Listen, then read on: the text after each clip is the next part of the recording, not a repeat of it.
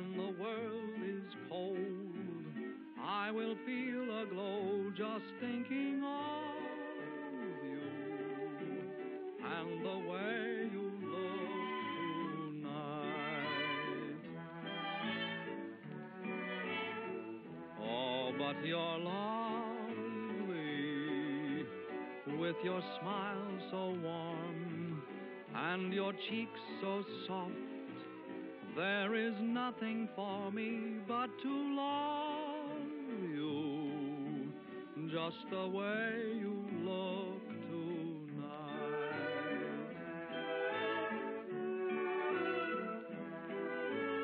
With each word your tenderness grows, tearing my fear apart.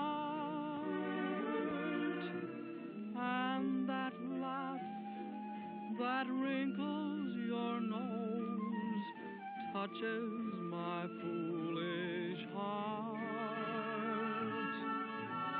Lovely, never, never change. Keep that breathless charm. Won't you please arrange it, 'cause I love you just the way you look tonight.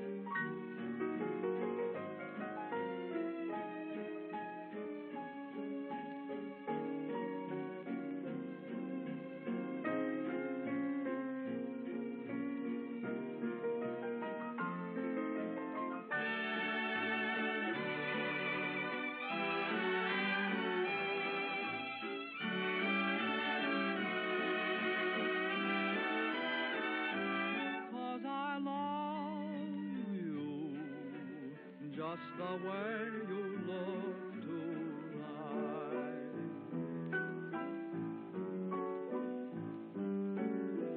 Just the way you look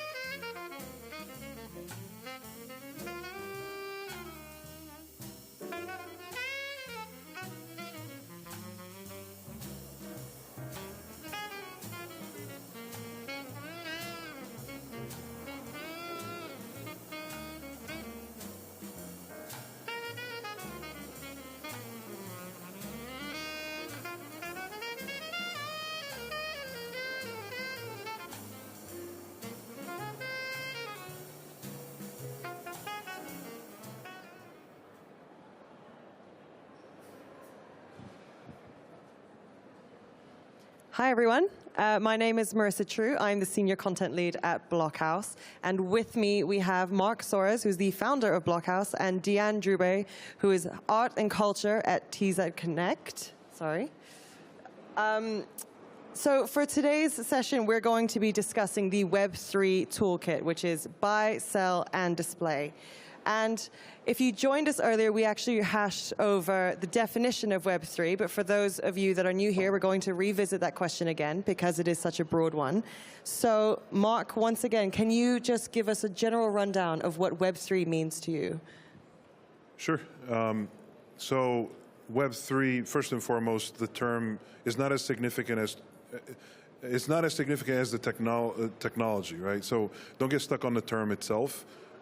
Some people are calling it Web 5, Web 6 as a kind of a joke, but Web 3, what it means is a transformation from Web 2, which is the current state of the internet and web. And if you look at the beginnings of the internet, if from a content standpoint or a creative standpoint, whereas Web 1 was where users consumed content, Web 2, where we are now, where users create also content. Web 3 is a shift where users can own content. So that's a very simplistic view. And I should also qualify it as it's a fluid concept. It's still being developed. So I think in general, it's this transformation of consuming content, creating content on social media and other platforms to finally being able to truly own content and engage directly with each other and your fans. And Deanne, thank you for dialing in. I want to ask what Web3 means to you as it pertains to the art world specifically. What does Web3 mean for the art world? Yeah, well, I fully agree with what Mark explained, but indeed, because I'm an artist and because I'm coming from the art world and because I'm taking care of art and culture at Tezos Connect, to my mind, it's like reshuffling the pyramid scheme of the traditional art market. It's about giving more power to artists, communities, and collectors. It's about creating a new space, offering new social models where artists and the art can be actually at the heart of everything. In the Web3 art space, we actually see that artists are shaping their own space. They are even building their own space from scratch if they need. They don't hesitate to be loud. They don't hesitate to coordinate and to govern collectively. It's definitely a collective movement going into new directions, I would say. So given art as an industry has stood the test of time, it's been around for centuries, if not millennia, why is the growth of Web3 so fundamental to the evolution of this industry? Deanne, would you like to share?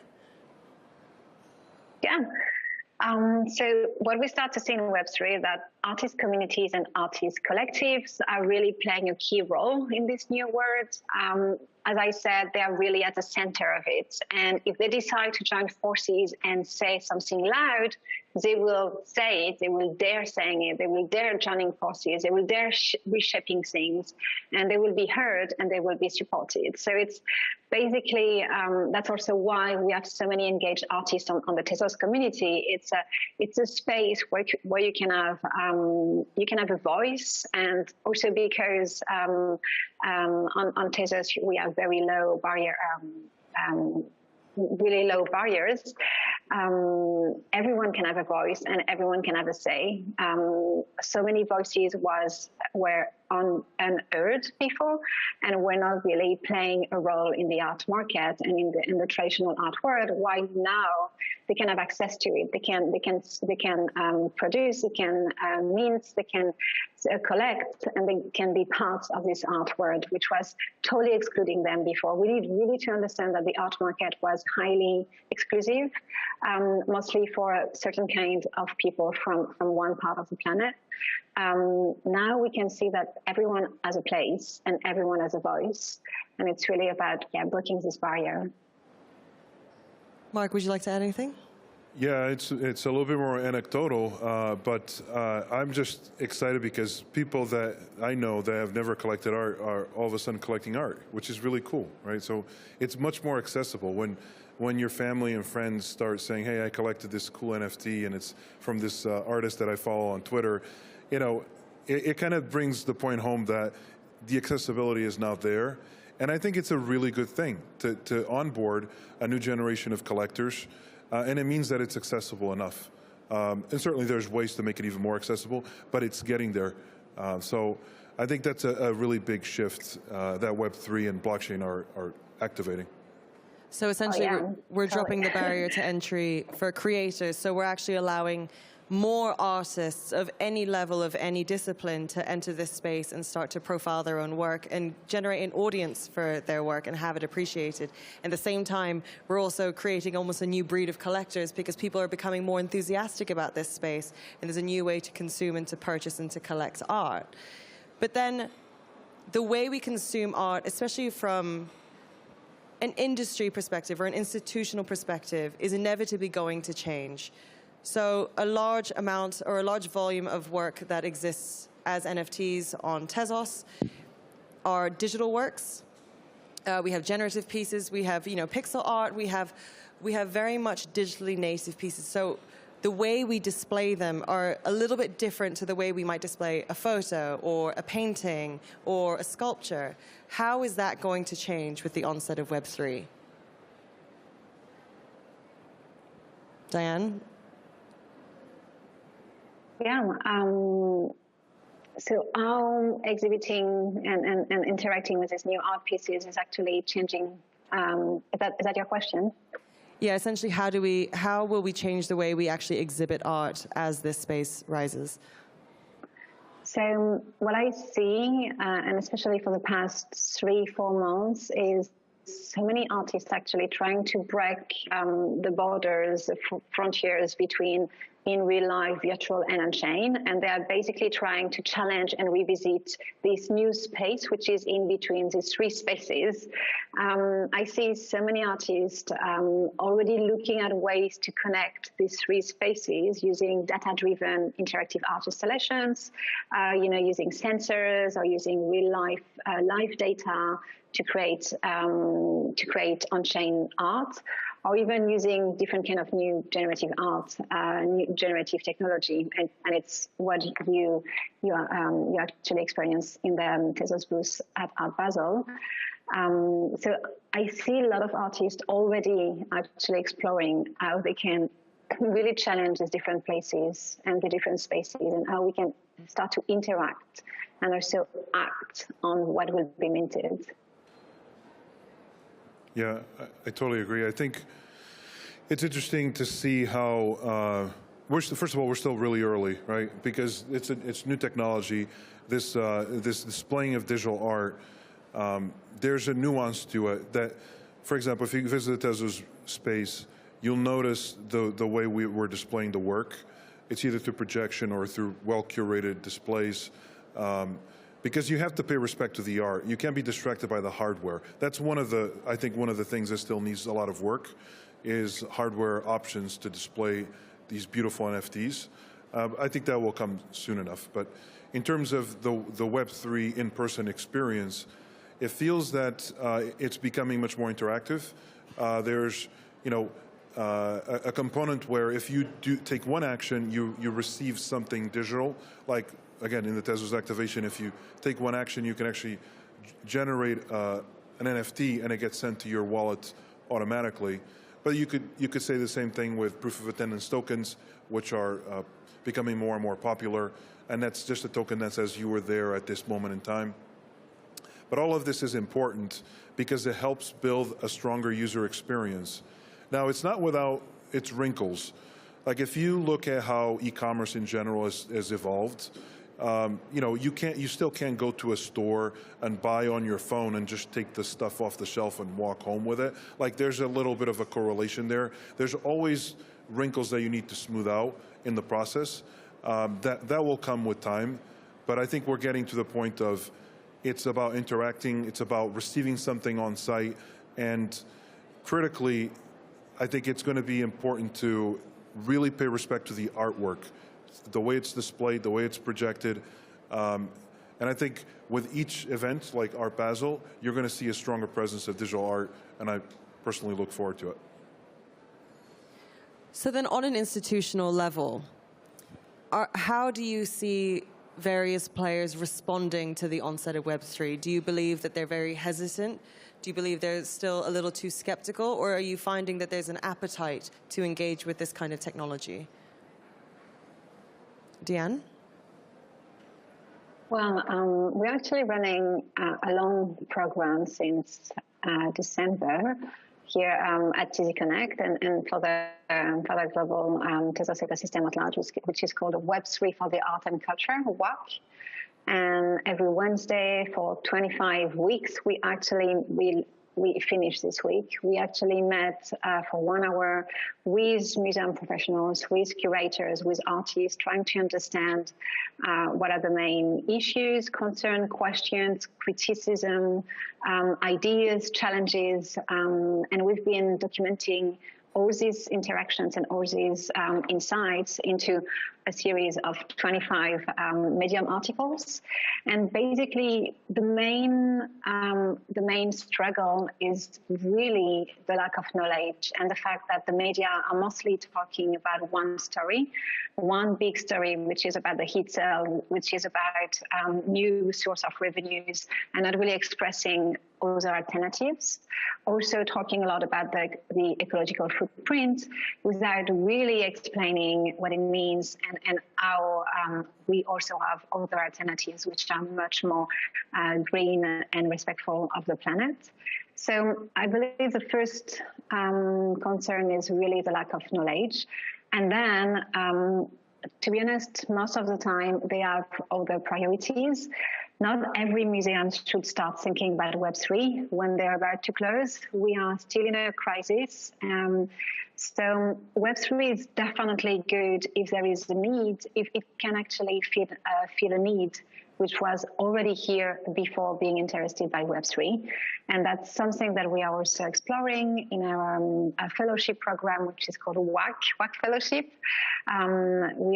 We basically have 8 museums and digital art festivals working with us and exploring how they can use Web3 to really support them, to really support their own mission and really fit one of their needs. So, for instance, and also just saying, most of the time also, it's definitely easier when the museum is having innovation and experimentation in their DNA, because they're there testing, they're there exploring and experimenting. And that's why part of the fellowship we have Light Art Space Foundation, the Next Museum, the Van Gogh Museum, and many others, because naturally they are attracted by these experimentations. But again, we are totally at the beginning. We are still exploring, and we should understand that it might be not a good fit for every museums. And that's also something that we are trying to understand. What is the scope? I mean, I think that's a very important point, that not everyone is necessarily prepared at this point in time, but the education factor is a major hurdle that we need to overcome, because, like we all said multiple times throughout this conversation, this is very much a new technology. There's a lot of learning to be done, and there's still a lot of building to be done at the same time. So to assume the readiness across the board isn't a good starting point. But that's actually also why we're here today, to discuss this Web3 toolkit, right? Those that are perhaps ready or have this innovation built into their DNA, as you mentioned, may just need a few of tools to kind of ease their journey along the way. So let's dig into a few of those. If we think about what tools are available to art institutions, we've just covered WAC. What other kind of pay-to-play turnkey solutions are there that gallerists, exhibitions, museums, curators can actually use to start engaging more readily in this space? Mark? Well, I think you're seeing it's starting to become more common for institutions to embrace Web3 and NFTs. Certainly they were not the first movers, and that's fine. I think that's actually a good thing. Skepticism is healthy. I think humans in general are skeptic by nature, so it's not a problem. But there's a couple of tools that will help institutions greatly. Number one is white label marketplaces. So right now there's a few marketplaces that are prevalent and they have a lot of users, but they don't offer a lot of options for customizing. And the thing with institutions and galleries is they're about the experience, and they're about the brands, and they're about the curation. So the space where the work lives is paramount, right? Because you're trying to create and curate an experience for the user and for the collector. So in that sense, turnkey solutions that allow an institution to basically mint NFTs, create galleries on their site, and sell NFTs to collectors directly is really important. It's almost, think of it as the decentralization of the NFT marketplaces, which almost has to happen because the curation and the branding is so important to these institutions. So there's a couple of teams working on Tezos that actually have bespoke marketplaces. They're basically turnkey. An example is a team called Interpop that did the drop with, this is not relating to art, but it gives you an example with the Gap, the clothing brand, and they curated this experience for their users where basically they can mint the NFTs and you can collect, and it's fairly turnkey. So that's one example. There's a few others that are fully turnkey. They'll collect payment in crypto or credit card. They'll handle all the taxes and regulation, et cetera. So an institution can be onboarded very quickly, and just they have to only worry about what does their brand look like, what is the content that they want to mint as an NFT, really the things that they're very good at. They can focus on that. They don't have to focus on building a platform, which can be quite daunting. Not every institution wants to go out and build the next OpenSea. It's a fairly daunting task, but there are tools out there that you can just take, repackage, and be live very quickly and offer the users or the collectors a great experience. So that's number one. Number two is a tool that allows people to interact on site. That's really important. It could be done a couple of different ways, through proof of attendance token, for example, or like we do it in the Tezos activation, which I recommend everyone check out, where by taking a certain action, you can receive an NFT as a gift. We created, at Blockhouse, we created this tool called Suvi, which is short for souvenir. And really all it enables is the collection of an NFT after an interaction with a touch point in a physical space. And it's very easy to do. It enables creation of a wallet in 2 clicks. This is done through a really powerful social login tool through a wallet called Kukai on Tezos. And using that mechanism, you can essentially onboard anybody with 2 clicks. Doing that enables you to reward them for being there. Now, the reason why that's important for institutions is you have physical spaces, you're doing exhibits and showing the work in a physical space. A year from now, if you're going to host a collection from those artists, you can reward those who attended previous events because you'll know that they attended because they have the reward that you gave them, right? You know that they have the NFT, you know that they have the proof of attendance token because their wallet will still have it. So being able to reward the users either by unlocking experiences in the future or on site is important, but it requires these tools that allow any user to create a wallet, receive an NFT as frictionlessly as possible. And that's one of the other tools that we built. So those 2 components I think are critical. And are these tools readily available today? Yes, so the tool for rewarding people on site that we call Suvi, that's available right now. We've deployed it at every Art Basel event since December, and also a few other art events and cultural events. And the white label solution for marketplaces, there's a couple of options on Tezos. I'm happy to facilitate connections if necessary, as I'm sure Deanne is also able to facilitate if there's any questions. But yeah, those are available as well, and the teams are eager to work with other institutions who want to do this. And Deanne, from the arts perspective, what do the readily made, ready-to-use tools look like for artists in particular? for artists, well, they can use beautiful tools on FXH, for instance, and yeah, others. Tools available. It's not. I can't really think about others. To be honest, I was mostly focusing on institutions currently. And actually, I would like to add on top of what Mark said. We have, among the WAC program, we have a hackathon actually running until next week. And we have 5 bounties for a total of 50K. And these 5 bounties will be actually will actually provide these kind of tools that museums and artists are looking for. So we have one bounty, which is about setting up some interactive NFT installation packages for cultural institutions. So basically something similar to Suvi, but with more complex interaction and the possibility to create a generative art, which will be minted automatically.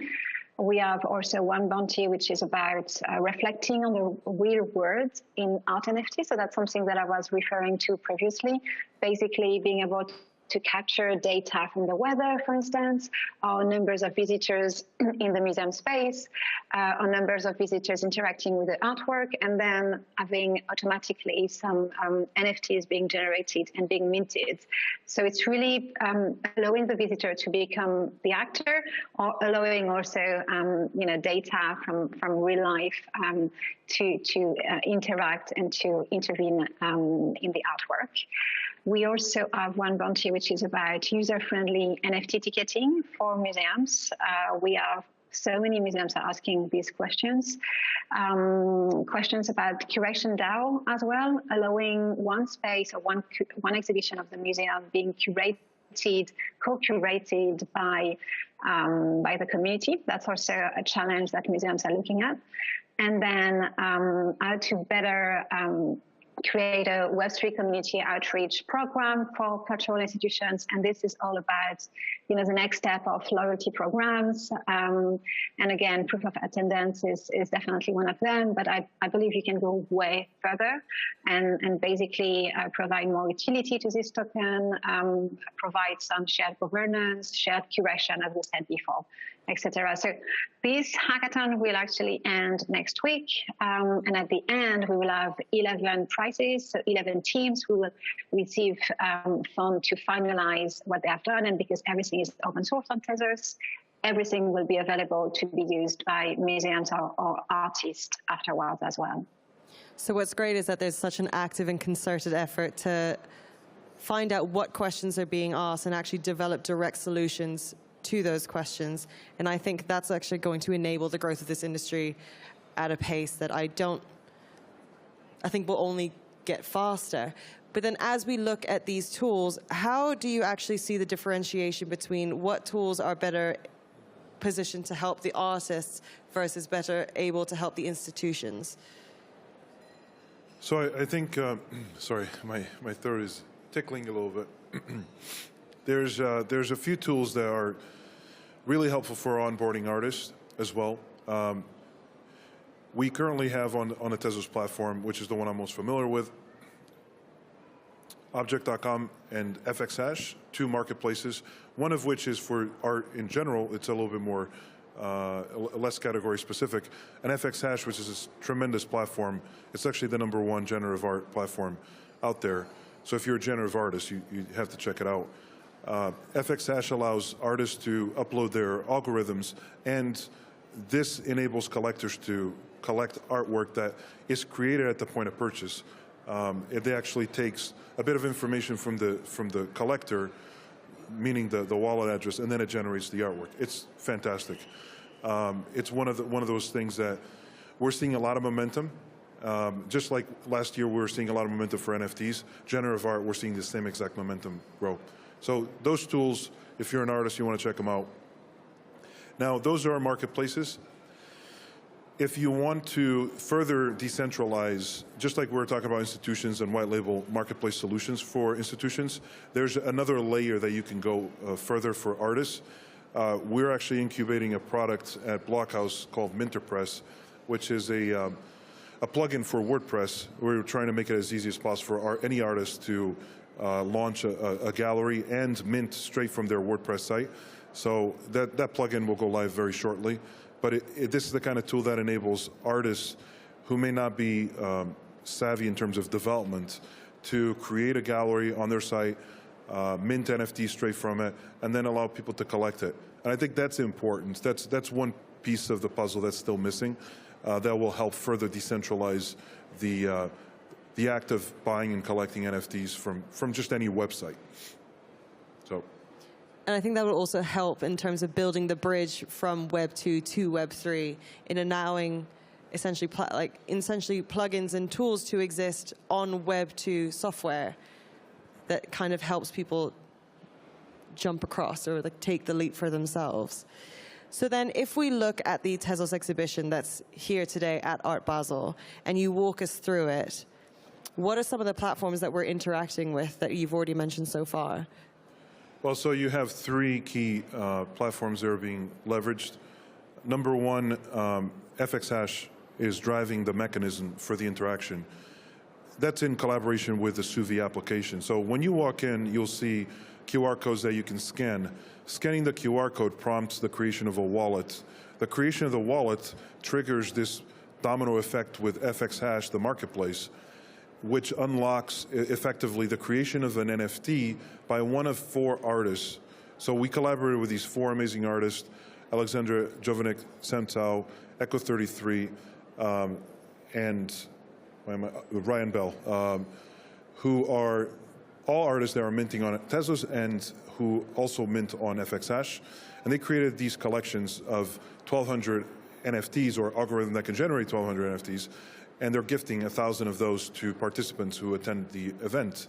So what's actually happening is Suvi, the application, allows people to interact by creating the wallet. The wallet then triggers FXHash to initiate the process of minting an NFT from one of these artists, which then gets sent to the wallet.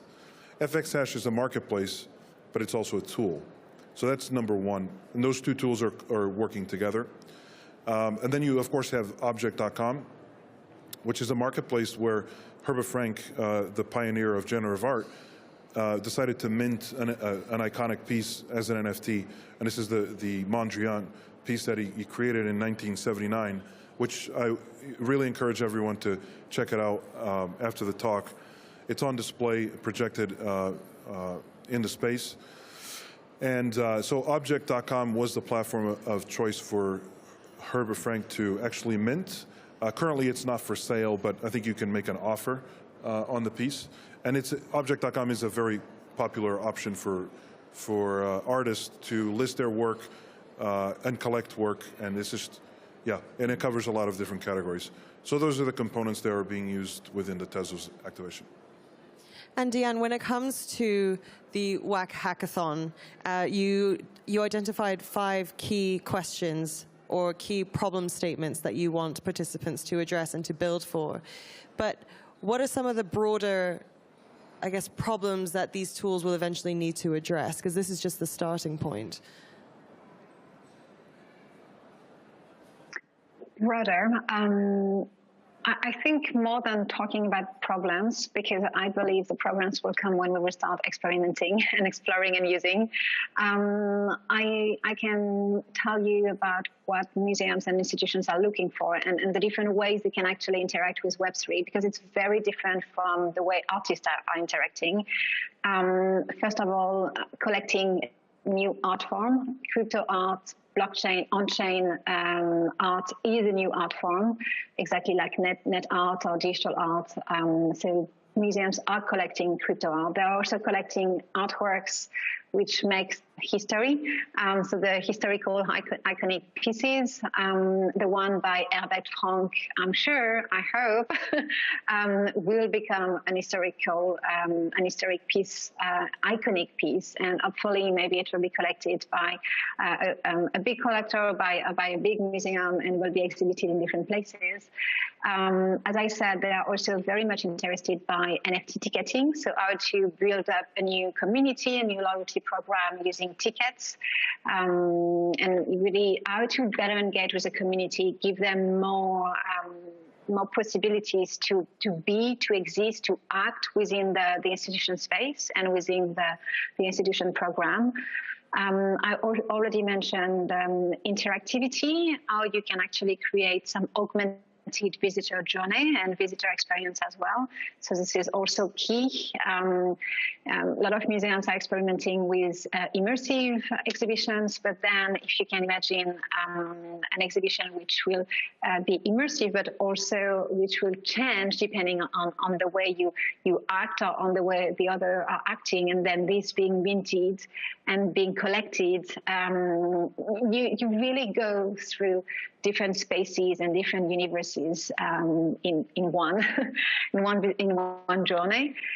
Also, museums and collectors are talking about how you can acquire a new artwork, this kind of beautiful, iconic piece, but how you can acquire it by a community. How a community can buy all together one artwork and then lend it to a museum for a long period of time.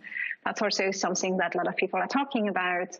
So really giving the ownership and the collection power to collectors and to individuals. Also, museums and institutions are talking about how they can co-own artworks. So buying together an artwork and then being able to display it in different places at the same time or not, because obviously digital art can be fractionalized and used by different owners. These are a few things. I can go way deeper and I can give you a well longer list, but I think these are the next big steps that museums, institutions and galleries and art fairs are about to take, or are already starting to take. And with these tools very quickly becoming available to art institutions, how is their overall role in the art space going to change with these new tools at hand? Well, what I love in Web3 is that we really see new rules and new roles, meaning that like if we list artists, collectors, curators, and exhibition places, we have 4 roles that are actually now leading the market, the art market. Museums is actually an exhibition place, exactly like galleries, but galleries are also doing other things, and museums are also curating and preserving. So the roles and the rules and the behaviors are all being shifted and mixed in a way. So definitely, I believe that they are starting to have a new kind of role in these art markets. The way they can collect and the way they can interact with artists will be way more supportive, will be also way more, it's about collaborating. This morning, Christina Leopold from Light Art Space Foundation was basically explaining that each time they interact with an artist, they actually collaborate, they commission an artwork which will work in one space, and they think together how to make it better. And the next exhibition that they're working on is all about this collaboration and this co-creation. So yeah, again, the role of the institution is definitely changing. Not so sure I'm fully replying to your question there. Hey Mark, is there anything you'd like to add? Yeah, definitely. I think that in the topic of collaboration, so there's a lot of experimentation that's happening in Web3 and blockchain in general and NFTs, and I think it would make sense for institutions to start looking at what's working and what's not, but also take a little bit of risk and experiment on their side. One of the most popular recent experiments was exactly that. It was a collaboration on FX Hash between 2 different artists that co-created generative work, and it was fantastic. So when you start to look at what really excites collectors, you have to look at these experiments, because they really are grabbing a lot of attention, at least in this new category. And there's nothing stopping institutions from doing that and learning from it as well, and then scaling accordingly. I do think, so slightly off topic, but I think that one of the challenges that institutions have, this is across the board, is in the displaying of the NFTs. I think there's still some technological gaps that will need to be overcome in order to provide a really curated space where the NFTs are displayed that people feel is institutional and appropriate for the collection. And I'm directly referring to how they're displayed on a screen, projected, etc. That ends up being quite important, because a lot of people are desensitized to looking at a TV screen, right? So you're fighting that.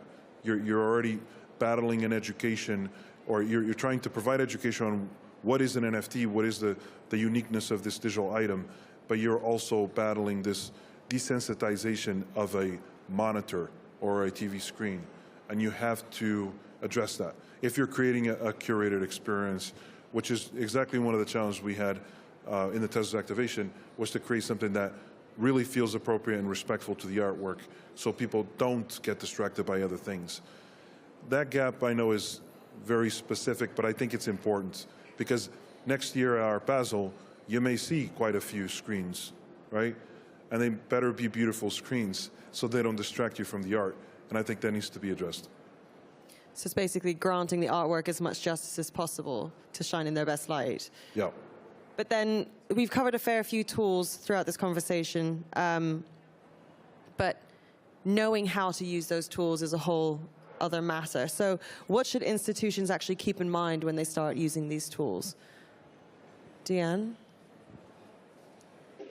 Yeah, very good question. That we are still learning, that everyone is still learning. I would advise all artists to check the vertical crypto art residency, or maybe apply to join it, and institutions. So we have the WAC Fellowship. We will have a second cohort starting hopefully in October or September. And like this time we had 8 institutions. Maybe we will have more in autumn, but that's definitely, yeah, we are still learning. We are still experimenting and exploring. So we need to discuss, we need to meet. Having these 25 online sessions were amazing, because people learn with each other. And it was not, having one teacher, giving one unique solution, because there is none really. We are just still really exploring it. So yeah, definitely testing it, going step by step, being aware that we are not in a unicorn or rainbow world, like Mimu said in the previous session. We are still exploring, and definitely we need to go step by step. It's not because you try one thing that it will be a huge success. Far from that. You might fail, you might have a lot of difficulties, you might not reach what you were looking for, and that's totally fine. Like, it's already a success because you did it. You did the first step. The next museum is minting. Next museum is a museum in Amsterdam. They are minting their first NFTs this week, or maybe they already did it. And they go really step by step, and they always also have a proof of attendance in their exhibition, and they have a long plan, like step by step. And then in September, and then next year, they have their strategy to actually explore Web3 is really humble, and it is really not about pushing or expecting too much, but about learning constantly and really enjoying the ride. And that's also something that artists are already doing on Tezos really well, and institutions should start learning step by step. So essentially being open to experimentation, but also understanding that this is a constant iterative process, and that these institutions have equal part to play in participating in the discussion to shape these solutions in a way that actually truly does fit their needs. Mark, is there anything you'd like to add? I mean, I think that's it perfectly encapsulates it. Experimentation is good, and it doesn't have to be perfect. It's okay to make mistakes, because it's evolving very quickly. I guess what I would add to it is, it's okay to start now without architecting this very elaborate roadmap. I feel like a lot of people have they hesitate to enter this discussion because they feel that there's a burden of creating or architecting this very complex roadmap. And that's not necessarily the case. Like, you don't have to do that. What you may be missing out if you don't start even just experimenting is, for example, if institutions were providing a proof of attendance token to attendees today, which is fairly trivial to do, it's quite easy, and there's no burden of maintenance. In 10 years, if you are having an exhibit of the same artist, for example, you could reward those who were there 10 years before. But you can't do that unless you give them the proof of attendance token. So think of it as a marker in time that you can go back to and re-engage this audience. That's the only thing that gives me a slight anxiety of the opportunities that are missed 10 years from now from not doing it, from doing this very basic step of at least providing proof of attendance token. With NFTs, you could do the same. You could do something like we're doing here in the Tezos space. And it doesn't have to be that elaborate. It doesn't have to be generative art. You could provide NFTs just as a gift. But once you engage on the blockchain, then you could always re-engage. And that's a powerful mechanism. And that's something that, if you're going to experiment, don't feel like you have to over-architect it, but don't feel like I guess I would just say experiment a little bit, because it will pay off in terms of engagement later on, and you'll feel good that you're able to reward those who were there when you started. So basically, you don't need a full-fledged game plan to get started. You just need to understand whether it's going to offer you any utility at some stage in the future and set yourself a baseline by starting to use these tools. In certain aspects, that's the case. Of course, you shouldn't go out and do an NFT drop and promise all these things, and like that, you shouldn't do that. But if somebody is attending an exhibit, a proof of attendance token is so useful. There's no burden. It's really just rewarding the user with this marker that you were here at this point in time, you attend this exhibit, and so if we do this exhibit 5 years from now, or we curate something that's relevant to this, you can connect the dots. So it's almost like you got a time machine back to the point when you reward the user, and that's really powerful. I mean, in some ways, it's kind of like, I hate to use this example, but advertising analytics, where you can target users that way. It's not apples to apples, but it reminds me of that, and that you can always reward and reach out to that user and say, hey, you were here at this point in time, and because of that, maybe you can access the VIP hours of this event. And wouldn't that be wonderful to be able to reward the loyal attendees to certain events? So in that, it's sort of having an idea of what kind of experience you want to deliver and how these tools can enable that without kind of over-promising, as you said. Right, yeah. So we've got 2 minutes left on the clock. One question I did want to position is, are there any no-nos that institutions need to be aware of? Just straight off, it's a bad idea.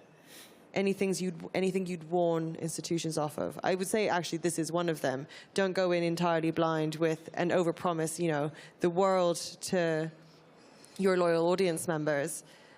What else is there that people should be very cautious of when entering the space? I will say, care for what you have. I actually started to see a lot of institutions giving away what is actually the most precious to them, which is their collection.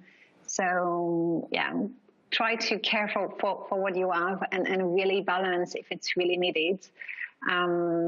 Sometimes it's not needed to actually turn an exhibition or turn a collection into NFTs. Try to balance the cost and the benefit that you can get from it. Trying to run is totally not a good idea either. But starting step by step, definitely good. And just, I don't know, don't believe in unicorns, all these big heat cells, they are unicorns, and it's not for most institutions, and it's not for most people. And we are starting also to understand what is in the back of all these heat cells. So no need to try, no need to think that this will actually happen to you. It might, but don't need to try to actually reach it. might happen organically and naturally, but you just need to do the first step. Mark, any wise words to end us? I guess I would have to, I'd be remiss if I didn't mention, like, in terms of no-nos, the three things that have always been brought up from artists and institutions and brands have always been consistent. Number one, energy efficiency or carbon footprint. Because what we're talking about here is scaling the experience to a lot more users, right? Through institutions, and that becomes, that matters. So if the platform you use does use a lot of energy, that's going to have repercussions because as you scale and as other institutions adopt it, it could have some repercussions. So select an energy efficient blockchain to do it. Number two, really be mindful of the cost to transact, to mint the NFT, and then also to send it and receive it. That matters a lot. If it costs $100, $200 to mint an NFT, that's really not scalable. It creates a barrier of entry, and it could create problems on the road, especially as you try to undertake the creation of a lot of NFTs. So select a platform that has a lower barrier of entry in terms of transaction costs. And then lastly, look at the long term and look to adopt a platform that scales and evolves over time. And Tezos is a good example of that because most blockchains will actually split if they try to upgrade. And if they split, then the NFTs end up in two places. That's called a fork, and I won't go into too much detail, but basically, if you're into this for the long haul, you need a platform that can adjust and evolve and upgrade without the splitting and the inefficiencies that come with that. So select a platform that's energy efficient, low transaction cost, and actually has a governance process to upgrade. So throughout this conversation, we've mentioned a fair few tools that are already readily available to use, those that are currently under development, and a lot of advice on how to actually engage with these tools and what to be wary of. So Deanne, Mark, thank you so much, and obviously thank you to the audience for joining us. And we'll be back in about half an hour with our next talk.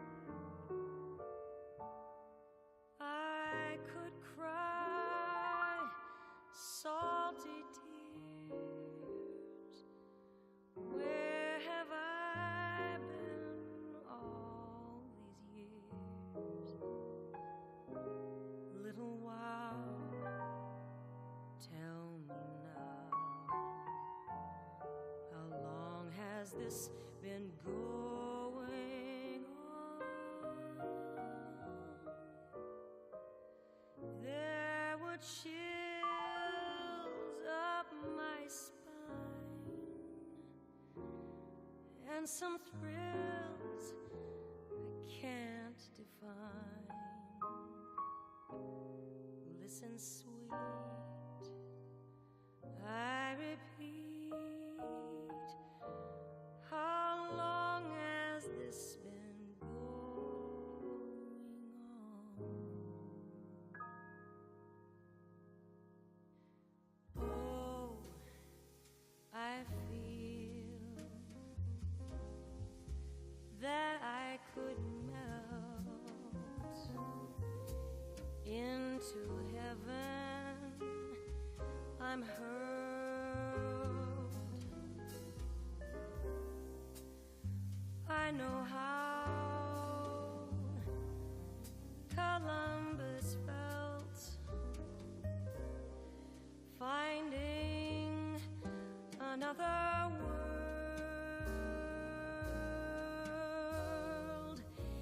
Kiss me once, and then once more. What a dunce I was before. What a break. For heaven's sake, how long has this been going on?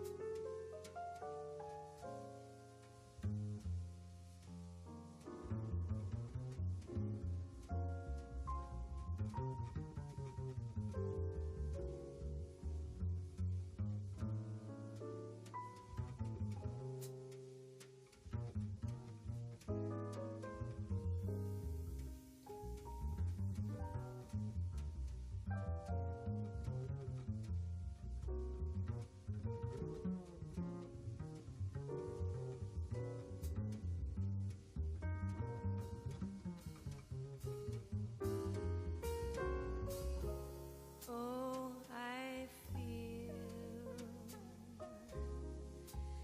that I could melt into heaven. I'm hurled. Now I know how Columbus felt, finding another world. Kiss me once,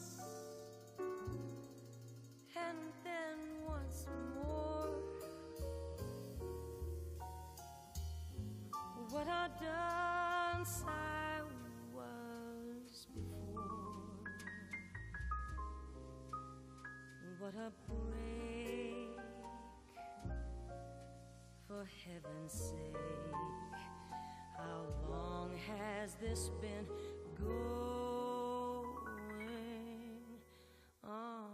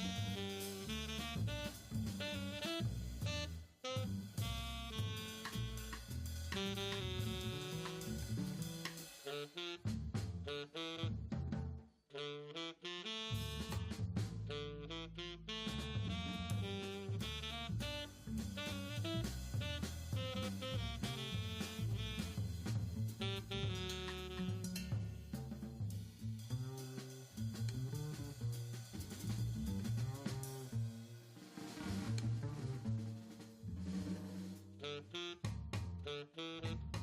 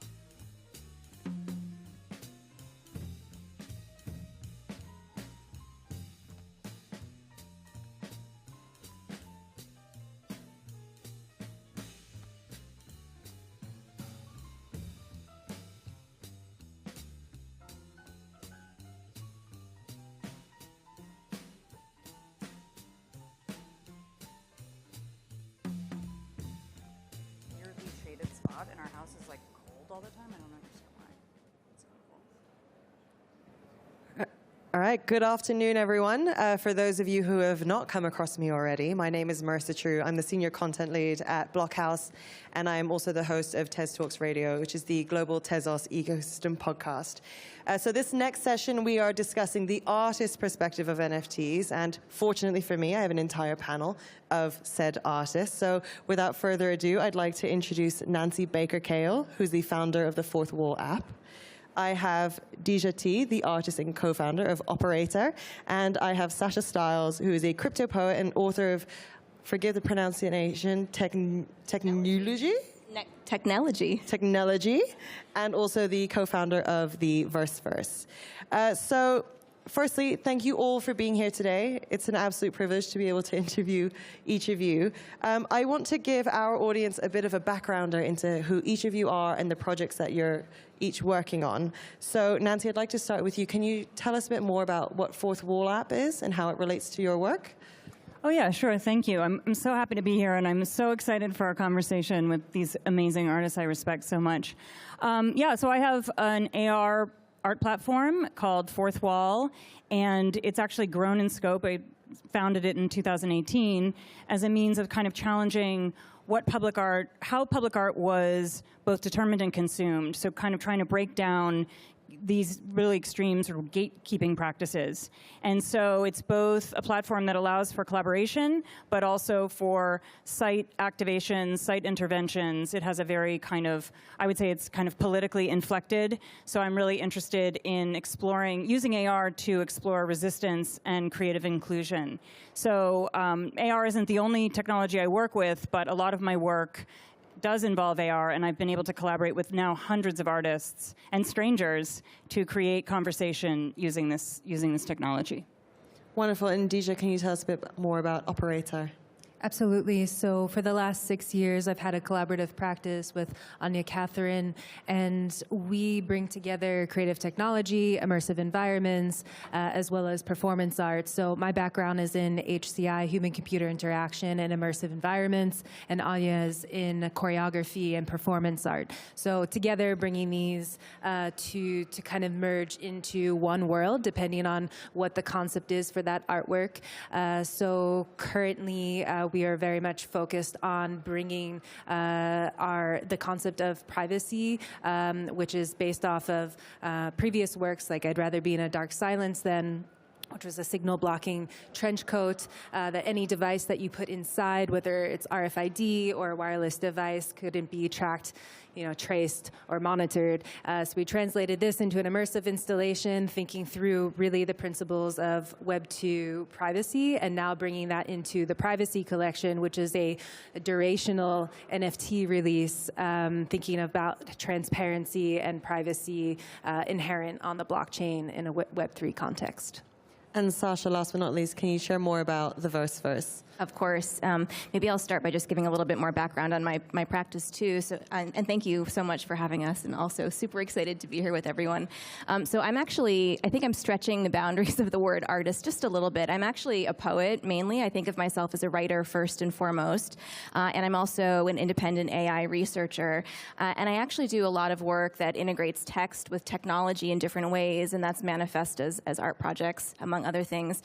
But I really do a lot of work with natural language processing, working with AI to kind of think about how we can push the limits of language using technology, how we can use speculative technologies and new digital technologies to really think about how we communicate with one another as human beings, and then also how we as humans communicate with and collaborate with machines. So that's kind of my area of personal interest in my creative practice. And then I'm co-founder of an NFT literary gallery called The Verse, and along with two other writers who are also in the crypto space, Callan Iwamoto and Ana Maria Caballero.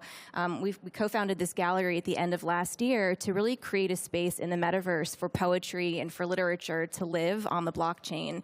And it's sort of an organic community that's really grown out of just a lot of writers kind of coming together, finding each other amidst the kind of the craziness of the crypto art scene. and we've really been able to band together and really think through where and how to carve out a home for literature via NFTs, and how we can use NFTs to unlock new kinds of creativity for writers in particular, how to marry writerly creativity with artistry and creative code, and also how we can use the blockchain to empower writers financially in a way that hasn't really ever historically been possible. So that's kind of our mission. So what I think is wonderfully diverse about this panel is for each of your respective art mediums, you're going about them in very, very different ways. So Nancy, you mentioned that you employ a lot of AR and VR technology, and a lot of your work explores themes such as social justice. So how do these mediums, per se, actually help deliver that impact a little bit better? So how do they deliver that impact? How does the medium itself enable that kind of impact? Yes, how do you reinforce your messaging through the mediums that you're choosing to work with? So, well, I mean, first and foremost, I think it's a highly accessible medium. So I think that's sort of its first. That's what I would say is one of its primary values. To me, though, there's a kind of poetics to AR. There's a way in which it lives in that in-between space. It's both visible and invisible. You have to activate it. You have to be interested in having that idea activated. And then particularly when you experience AR in shared immersive space with others or alone, what I have found anyway, that it is if the artwork itself is rigorous enough and challenging enough and impactful enough, it will continue to live in your memory long after you've left that site. So I think it actually has tremendous staying power for an extremely ephemeral medium. I think its power is actually quite underestimated and underappreciated. And Deja, you mentioned HCI. How do you use those to basically reinforce the power of your work as well? Sure. So the thing about HCI is it's really looking at innovative interfaces, or at least how I employ it in our collaborative practice. And, I'm very interested in how technology can fall to the background and become, invisible and indistinguishable, from the environment you're within. And so this was really interesting when thinking of the pandemic and going from a practice that was highly physical and highly, digital in nature, but none of the technology was visible to the naked eye, to suddenly, everyone has screen-based, interfaces as the main medium for, interacting with art. So this was like a full shock, because it's kind of like we've been trying to, Anya and I, avoid screens at all costs, and now we're confronted, well, how are we going to embrace this screen? With that in mind, I do feel that it's important to really interrogate what a technology can be used for, how it's been used in the past, who it was made by, and why was it made. And I think all of these aspects are really important when employing technology, whether it's Web3 technologies, NFT technology, physical computing, facial recognition, computer vision, environmental sensors. Like, it really is something I think that cannot help but to enforce its own character on the work itself. So for me, the question isn't just about Web3 technologies and NFT technology, but any technology in general. There should be not only a conceptual use of it, at least for my practice, but also a critical understanding of the technology itself. So through that, we're sort of exploring the dialogue between human interaction and computer interaction, how we connect the two in a way that where we know where the boundaries are, where the lines are, or what lines we want to draw ourselves. And then, Sasha, looking at poetry as a creative medium, a lot of the conversation as it relates to blockchain art is typically visual art. And actually, Deja, this is a question I'm going to pose to you after, especially when it comes to immersive installations per se. How do you feel this space is, if at all, carved out a space for poets? Has it? Is there a space, or is that what you're building now? Well, yes. I mean, we're building, but there is a kernel of it there already. I think when I first sort of arrived in the metaverse, it was sort of 2000, it was 2020-ish, and there was a lot going on with crypto art, of course. And I was actually commissioned to write a poem for a group exhibition of crypto artists, right, from around the world. And I think it was the only piece of text in the entire exhibition. And it was really interesting to kind of see that and think about where text could come in and kind of live alongside, coexist with these pieces of art. And it made me think a lot about the ability to take a poem off the page where we think it normally lives and find new ways to express it. And I think that's what a lot of writers on the blockchain are thinking about to some degree. We're thinking about how we can sort of push against this preconceived notion of what a poem is as something that's confined to a page, that's, you know, between the covers of a book, that's sitting in a, you know, a dusty shelf in a bookstore. And how can we liberate language? How can we liberate poetry from that concept and let it be all the other things that it can be, and also that it has been throughout history?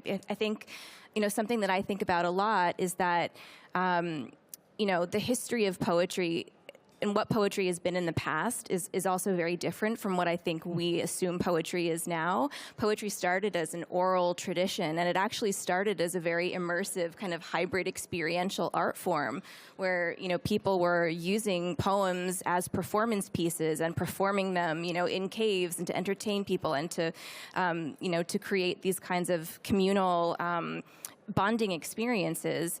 And I actually sort of see the trajectory of poetry through the metaverse and through the blockchain as kind of enabling sort of a full circling back to that kind of an experience of poetry where it's not two-dimensional. It actually can live in all these different ways and forms, and it can kind of come to life and breathe. So I think the visual aspect of it is certainly something that I'm exploring a lot. That, you know, again, I see a lot of other amazing poets and writers exploring too. There's also a long history of that with concrete poetry, visual poetry. You know, that's existed long before the blockchain. But I also see a lot happening with spoken word poetry and sort of, you know, using electronically enhanced voiceovers and things like that to kind of take the tradition of slam poetry or spoken word poetry and really enhance it and augment it and create new kinds of experiences there, which is something I'm working on a lot myself.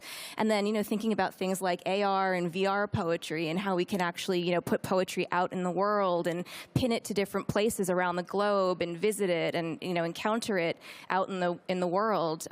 So I think there's a lot of ways to kind of think about taking poetry and expanding it in addition to visuals. So it's very much reimagining both the creation and the consumption of poetry, but also making it a more, I guess, and I hate to use this term because it's very corporate these days, but an inclusive environment for all kinds of artists and all kinds of mediums.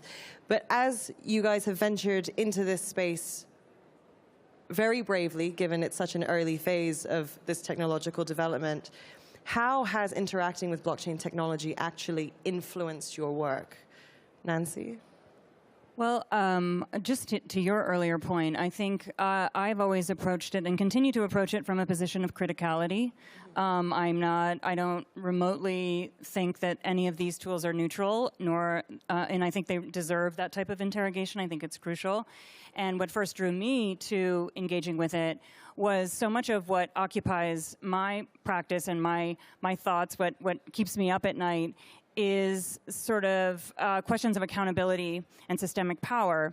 And so it was really interesting, the more I learned about blockchain and the more I learned about the contractual language of blockchain, you know, there is all these promises, there's a huge promise of accountability, of trustless trust, and disintermediation. And as far as I can tell, currently, those just remain promises. They don't actually deliver. And so I wanted to build projects that both use the language of that technology to not just critique the technology itself, but also to kind of hold a mirror up to some of the broken social contracts that we have, and to kind of use it as a lens through which we could evaluate and metabolize some of the things that are happening in the world, whether it's, you know, the carceral state or climate crisis, that kind of thing. So a lot of my projects really have to do with thinking not just critically, but thoughtfully and intentionally, and building out the project such that accountability, not just sort of a broad social accountability, but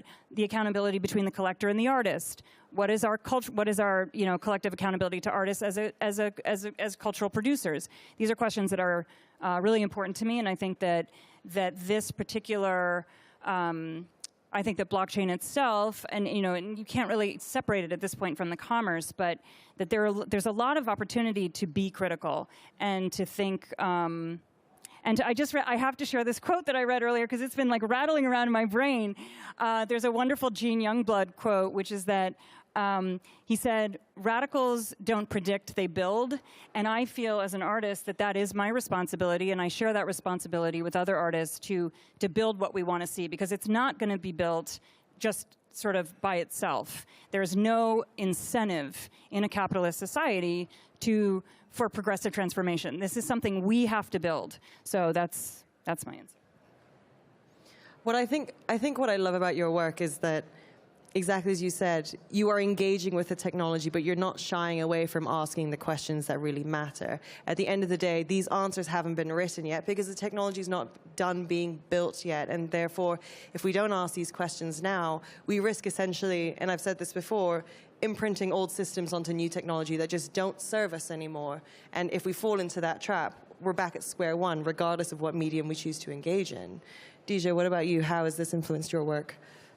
Well, first, I would say I'm very wary of tech demos and heroing the technology. And so while I love using technology as a core aspect of my practice and of my collaborative practice with Anya, I think there are certainly conventions, and conventions are there to be used, and they're useful. And then knowing when to use those conventions, now specifically, thinking within a crypto art context, and when to opt out of them, I think is also really important to the practice. Often using crypto mechanisms on the back end, and then on the front end, really ensuring that there's the sort of art speak that speaks to my and Anya's practice is really important, and not getting too, pushed into, hype mechanisms and financial mechanisms, because you have to imagine like the language built around even crypto art has been highly influenced by, hype beast culture, which is like, think about, why are we using the word drop? Why are we using the word drop? Where does that come from? Let's ask that question for a second. If it's coming from hypebeast culture, do you want to drop art? Yeah. Dropping art, then, the intention is to immediately flip it, right? And so I think just asking these questions and working as a community to kind of recover a new language is really, really important. But back to what value I think it immediately brings to an experiential and an immersive art practice is time and intimacy. So those are two really, really important aspects to immersion. And they're kind of a dream to have access to. So usually in a context where you're in a physical digital hybrid of a work of Anya and I's, you are probably in there for 30 minutes, 3 hours, many more hours after that. The ideal would be able to put someone, in a hotel context where they can sleep in the artwork, they can eat in the artwork, they can get sad and tired and cranky and then, worn out in the artwork. That's the ultimate form of immersion, right? But in this context, in a crypto art context, you have the duration of, okay, I can build with this audience participant, or as, if you sell artwork, I guess they call it the collector. We haven't sold artwork since, I think the first time was in February or something like that. So, but imagine the audience participant taking their hand and through many micro nuanced experiences over not just a few hours, but a few months or a year, and being able to have that type of intimacy. And I think also the sort of cleanliness of the technology. When I say that, the fact that there's a piece of work that can be transferred to a new collector, and there's this kind of seamlessness there of the interaction. I think there is a trustlessness and an automation that is helpful sometimes just from a interface standpoint, and then other times it's a complete nightmare. So it's like the picking and choosing of taking what works and leaving behind what doesn't.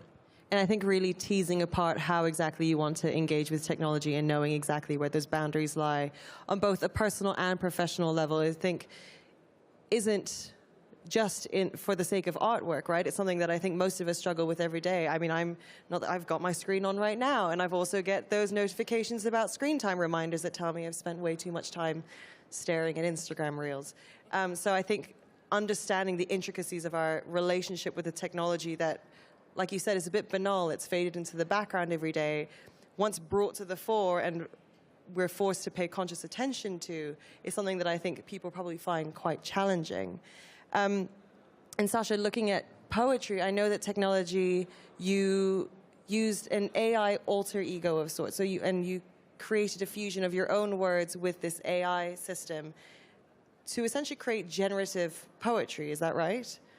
Yeah, exactly. So basically, as I mentioned before, I've been working quite a lot with natural language processing, which essentially is using computer programs to analyze and to process and to synthesize human speech. So essentially, it's training computers in how to understand how humans talk to each other and then how to sort of replicate the way we speak and imitate us. And we can use that to generate large chunks of human-sounding text. So I find this really fascinating as a writer who's spent, decades trying to hone the craft of writing, to be able to partner with a machine that has learned in a very short amount of time how to talk like a human, how to write like a human, is really fascinating to me. So I started working seriously with artificially intelligent language models in 2018, and back then the cutting edge was something called GPT-2, and I started sort of using it as an off-the-shelf kind of tool and just wanted to play with it a little bit. And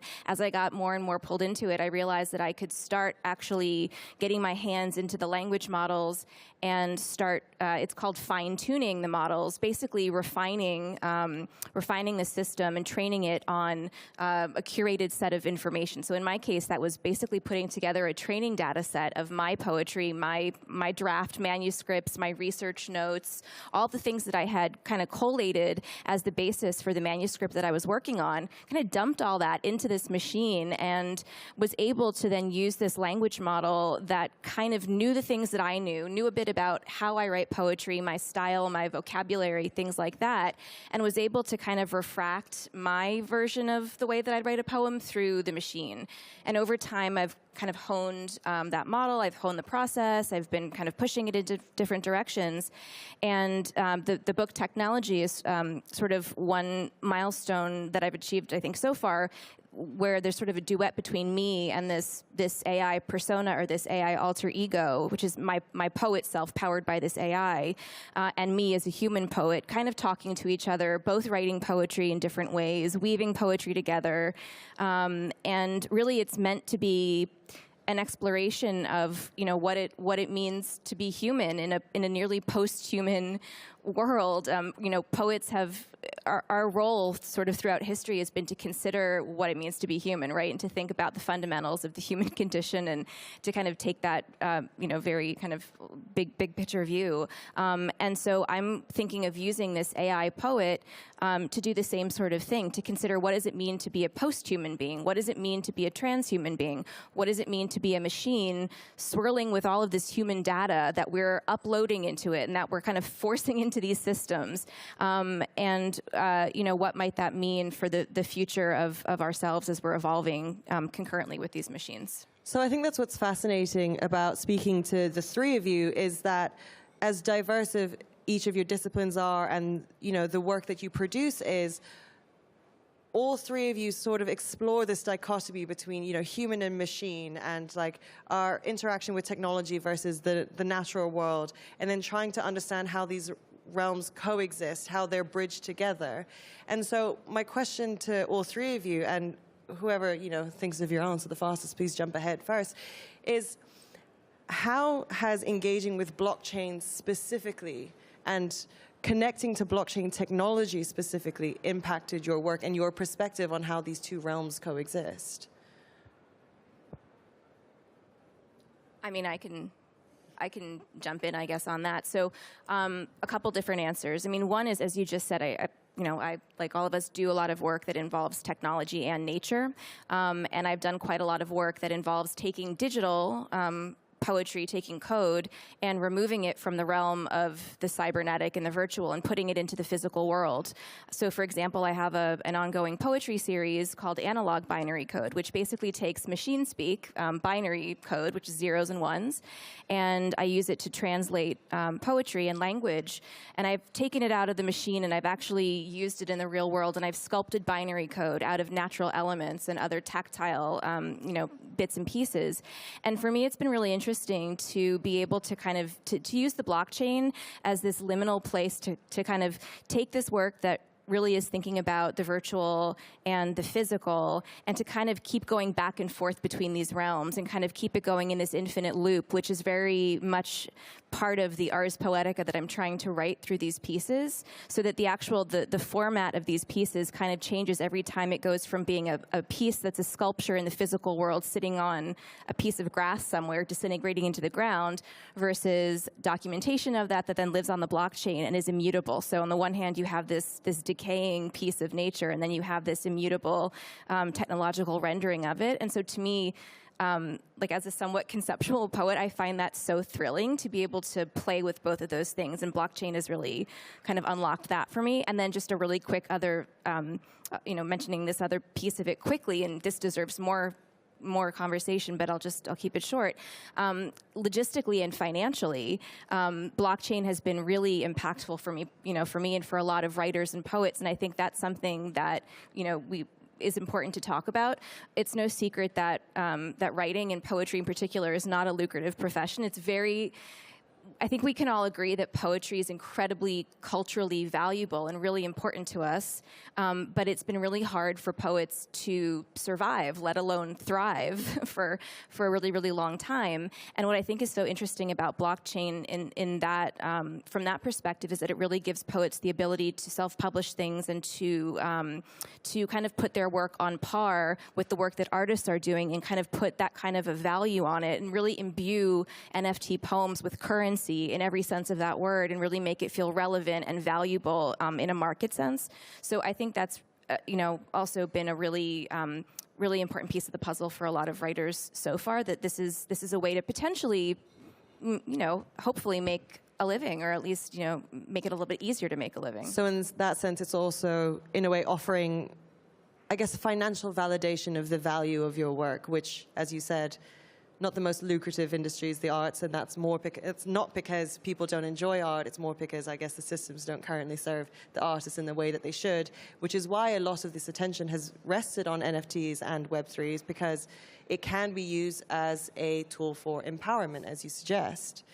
DJ, something I wanted to allude to, you mentioned earlier that we don't necessarily have the language that we need to be able to communicate about the work that you're building in this space in a way that doesn't overly commercialize it or commodify it. Because I think collectively many of us struggle with being able to articulate the relationship between blockchain and art in a holistic way that doesn't have to do with the ubiquitous drop or new monetization models, or putting it in a very commercial light. So what are the gaps in language that we actually need to remedy, and what sort of solutions do you see that maybe have emerged through your work? Well, I think the first thing is recognizing the language that doesn't resonate with the practice and the values of the practice. So I think that's number one, knowing what language you don't want to adopt. For example, this aspect of utility I find very interesting. Anya and I recently created a piece called Let Me Check with the Wife. We're also married and fully immersive to have a collaborative art practice and be married. Mixing business with family. And then we had this piece, as soon as the collector buys this piece, they also have, pop up in their wallet. We've created a second smart contract, and it ties itself to the primary contract, which was on Super Rare.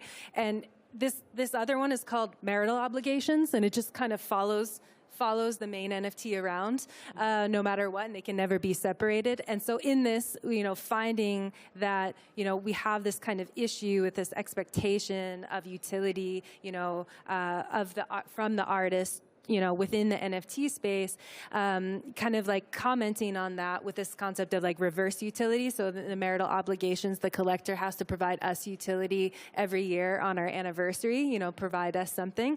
And so like even just kind of messing with the mechanisms and aspects like this, I think can help, like also as the artist work through what are the issues, and then also maybe inspire others to kind of look at the language that just feels so common and natural in the space. So I think that's the first one, just like investigating and interrogating, the language that exists and making sure that it speaks to you and using it as a convention if it feels right, and then creating, new language if that doesn't, suffice. Can I just add to that? Because I think that's really important, and I think that's part of building. And when I first started doing these site interventions, a lawyer said to me, this space that you are playing in is going to be policed, it's going to be monetized, so you need to get ahead of it discursively. You need to lay the discursive foundation, and instead of saying site activation, talk about idea activation, because that exists in a shared cultural thought space that actually is untouchable. And that's really compelling, and I think that to your point, like we have to push into that, and we have to redefine it and continue to redefine it and, ping pong off of each other and find new solutions. But I also just wanted to answer your question that you asked earlier about what is compelling here. And for me, as someone who's sort of obsessed with civics and obsessed with the state of the dissolution of democracy, for example, just a small thing in the United States, a lot of these conversations have to do, I'm so bored, honestly, by a lot of the conversations about NFTs. I'm just bored to tears. But what's really interesting and compelling to me is our questions of governance. And I remember early on meeting with a blockchain developer who talked about liquid democracy. And this was over a year ago, and I remember my brain just lit up, and I thought, wait a second, these new models, how could we build new models? How could these new models function? How could they be held accountable? How could they serve us? How could they serve us well beyond, these sort of hype markets and these techno-utopian this propaganda machine, and how could we actually use them and apply them, whether it is to actual governance, which doesn't seem likely anytime soon, but even within DAOs, which I don't think are perfect, and I think that they're too, at the moment, discrete and unconnected. But this is why I'm so interested in mycelium and in different types of networks of interdependence and interconnectedness and interoperability, honestly. And how could we look to both, how could we use biomimicry and the structures of these technologies as they evolve to build out different systems, because the ones we have obviously are broken. There's no other way to put it. They're broken, they're not serving us, they serve a very small number of people, and we will not survive any of the challenges, the existential and epistemological challenges that we all collectively face right now without it. So again, this discursive debate, I think, is absolutely critical to the future of how this technology prevails in the art world, because some might just call it basic semantics, but discourse is important. Discourse actually helps shape the attitudes in our approach. And like we were saying earlier, if you're using terminology like drops, then you are potentially over-commercializing something that is to be consumed on a level that doesn't necessarily have, a financial value attached to it. It should be for the beauty of it in and of its own sake and the point that it's trying to make.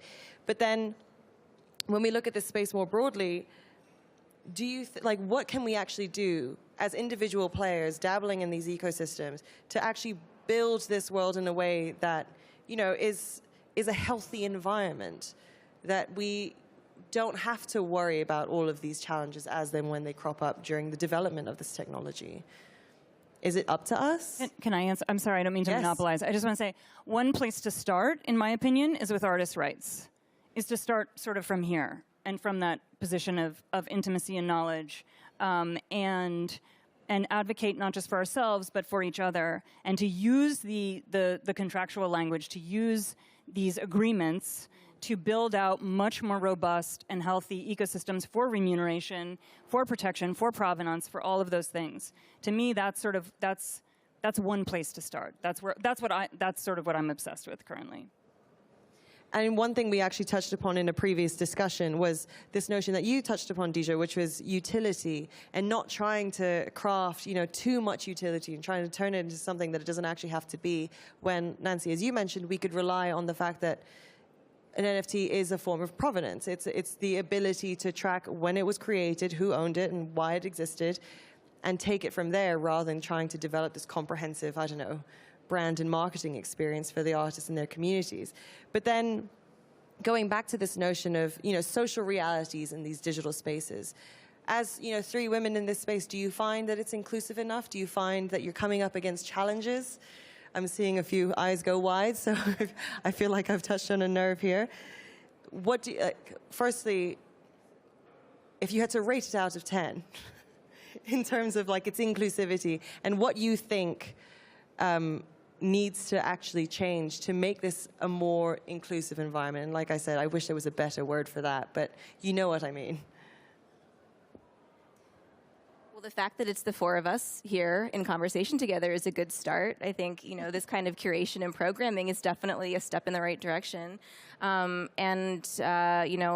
of us doing what we're doing and supporting each other and saying each other's names in the right rooms and things like that, I feel like that's extremely important. It is definitely, in my experience, I'll just speak for myself, it has been challenging. And, over the past year, I've gone to, well, let me say this. I'm in a very comfortable bubble within the verse and kind of within my writing community. And I think that is very different from the crypto space at large. So I have very consciously chosen to cultivate a community there that I feel is very much aligned with my personal values. And I feel very grateful and lucky about that. When I've had the opportunity, or when I've been asked to kind of venture beyond that, and kind of pop into other communities and bubbles within the crypto world, I've quickly realized how different that is. So I think for me, what I'm thinking a lot about, and back to this discussion of building, is how to take some of what I hope and what I think we're trying to do with the verse and with the poetry community, and maybe let that start percolating out a little bit. So, at the verse, we're very selective, we're very curated, we're probably very slow compared to a lot of what's happening in the crypto space. We're very inclusive, we're very dynamic, we're very much about kind of personal relationships and people kind of bringing in people that they think need to be there, deserve to be there, reaching out and amplifying voices and things like that. And it's very time consuming, it's very work intensive to do it in the way that we're doing. It's not automated, it's not like we're trying to do some collectibles project, it's a lot of human to human interaction. And I think this space still needs a lot of that. So, I hope, small projects like what we're doing can maybe be models for maybe larger things that can come down the road, or they can be things that other projects or other organizations or communities might look at and say, well, NFTs don't have to be like this. Crypto doesn't have to be this. It doesn't have to be this pace, or, it doesn't have to look like this or sound like this, and we don't have to talk like this. It can also be all these other things. And I think that's, at least in our little corner of the world, what we're trying to fight for. Yeah, absolutely. Dija? So I think people forget women's role in technology.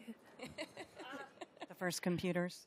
Agreed. I think people forget about this. So as an artist who has been working with technology for over 15 years, I've rocked up to an installation that was my own.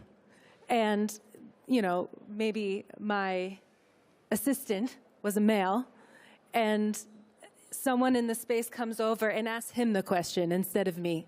Okay, and he's like, hey, yeah, she's in charge of this, and this idea that women cannot be trusted with technology. And when you think of the amount of resource it takes, like expense, space, experimentation, then I think often women are not trusted with that level of technology. And I'm speaking from experience, having been, in scenarios like this, and I think that's changing, but I think there's still an undertone that is still there. I wouldn't say that's completely, out of the system. Do you want to jump in? I just see you shaking your head. So just to build on that, there's so much internalized misogyny. Sorry to just wave the saber here, but I must say I was at a tech, I won't name any names, but I was at a presentation of a certain artifact that was wonderful and beautiful, and the person who created the artifact was looking for feedback from the audience, and one of the men in the audience raised his hand, and he said, "You know what? I love this. It's so great. It really passes the mom test." And one of the women in the audience who was a developer for this blockchain she didn't even raise her hand. She just said, "Excuse me, could we actually say it passes the parent test? Do we have to isolate mothers?" And I thought, that's the key. That's what it is. It's this sort of lowered expectation. Do you get this? Is this I'm going to talk to the guy next to you who might know more. It's that kind of ambient impact is good. Yeah. of heteropatriarchy that we all live in and participate in unwittingly at times.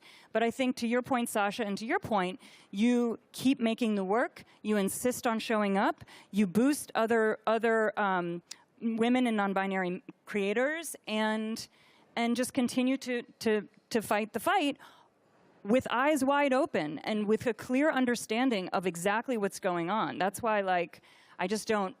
I'm gonna rate it as a 4. I think there's a lot of room for improvement. For improvement. Can I just yes, please. Yes, to everything that was just said. And in crypto, but also, I've experienced this in lots of other ways, and you're just making me think about the fact that when I started writing poetry that involved technology, when I started writing poetry about neural nets and, life extension and things like that, I would go into poetry workshops, and I would take these pieces in, and it was often a lot of men who would kind of look at me and say, wow, this is really cerebral. It's not very poetic. It's more like sci-fi, and, maybe poetry is more about human experience. Should you be writing more about things that are going to be really resonant with women and have more of a feminine sensibility to it?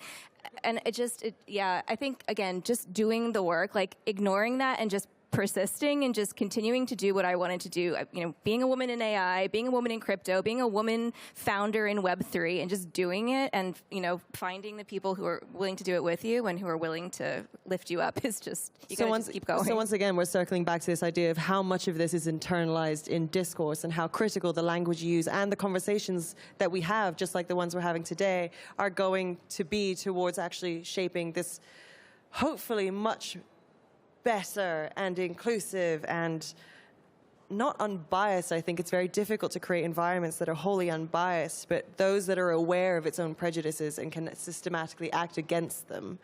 And I think, and like we said before, I think, or at least I hope, and I'm actually fairly optimistic that as we build out this new technology, because it's still emerging and because we have a say, that maybe, just maybe, we can avoid replicating all of those old systems that just simply do not work for us and are rate-limiting steps to basically being able to shine a spotlight on the amazing work that women are creating in this space, or anyone of any gender for that matter. We only have 2 minutes left on the clock, and very frankly, this has been an absolute delight, so I'm actually quite upset that it's almost over.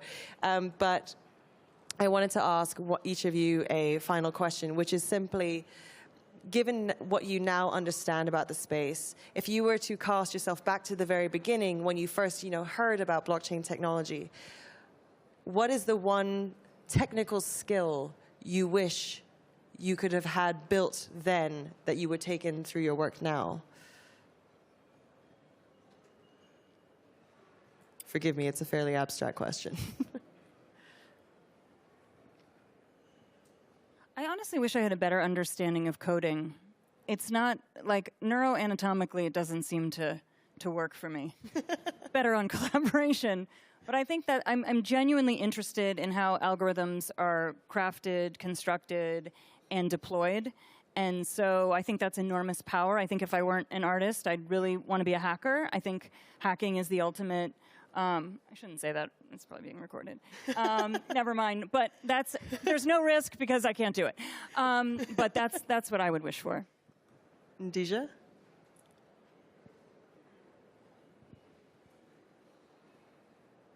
Sasha? Either one of you, whichever one's ready first. I'm just not in a rush, because I'm just more interested in studying how technology works and taking the time. So I don't have any regrets or wishes really about that. Good answer. I think I actually agree with that quite a lot. I mean, there's definitely there's a part of me that wants to know how to make smart contracts myself and things like that. But another part of me sees a lot of folks just kind of going in a million different directions, trying to learn how to do brand new things from scratch, really complicated things from scratch, and then trying to do everything. And I think what I've learned being in this ecosystem, being on the blockchain, is that a lot of it really revolves around collaboration and really finding the right partnerships and then kind of delegating and figuring out how to be a symbiotic organism together.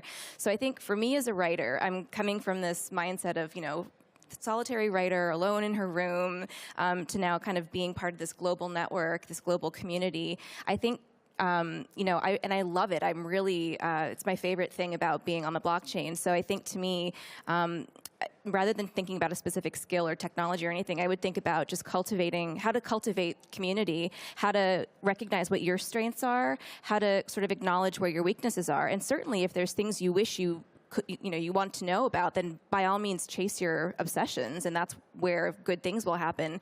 But I wouldn't, necessarily say that if you feel something's lacking, you don't have to learn it yourself. You can just learn how to be part of this community and find the right partners and join forces and make great things happen. Well, on that note, Nancy, Dija, Sasha, thank you so much for sharing your perspectives. It's been absolutely enlightening and a total joy for myself as a moderator. And thank you to the audience, of course, for tuning in. Thank you so much. Thank you.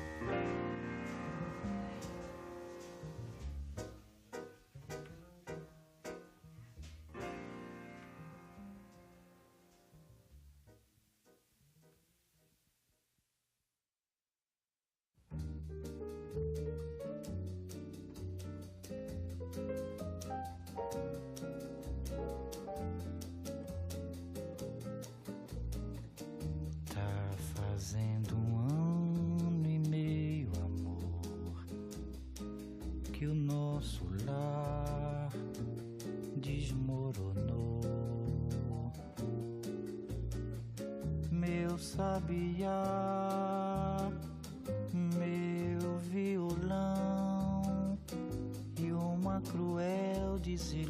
ilusão foi tudo que ficou. Ficou pra machucar meu coração. Tá fazendo 1 ano e meio, amor, que o nosso lar desmoronou. Meu sabiá, meu violão, e uma cruel desilusão foi tudo que ficou. Ficou pra machucar meu coração. Quem sabe não foi bem melhor assim. Melhor pra você e melhor pra mim. A vida é uma escola que a gente precisa aprender. A ciência de viver pra não sofrer.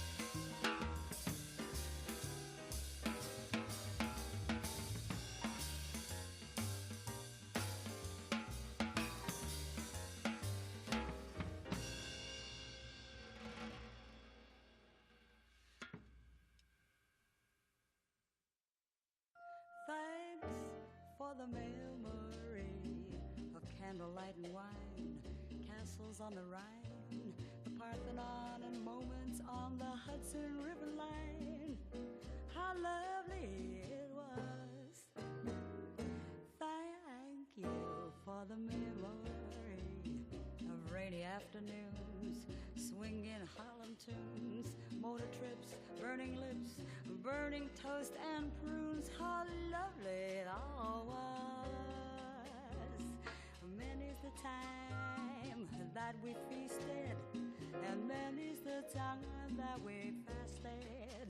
Oh, well, it was swell while it lasted. We did have fun and no harm done. So thank you for the memory of sunburns at the shore, nights in Singapore. You might have been a headache, but you never were a bore. So thank you so much.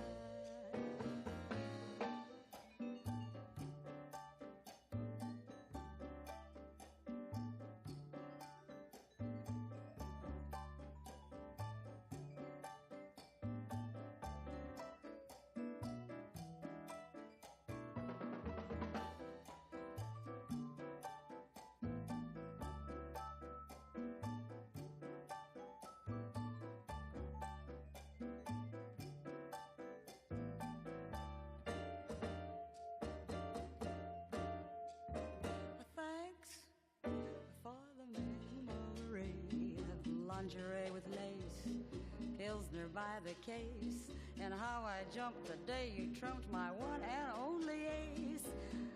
How lovely it was. We said goodbye with a highball. I got as high as a steeple, but we were intelligent people. No tears, no fuss, hooray for us. So thank you for the memory. Strictly ingenue, darling. How are you? How are all the little dreams that never did come true? Awfully glad I met you. Cheerio and toodaloo, and thank you so much.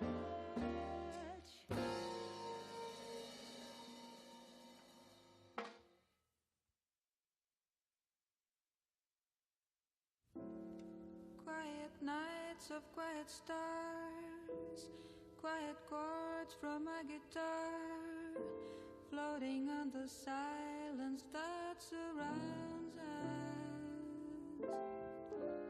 Quiet thoughts and quiet dreams, quiet walks by quiet streams, and a window that looks out on Corcovado. Oh, how lovely.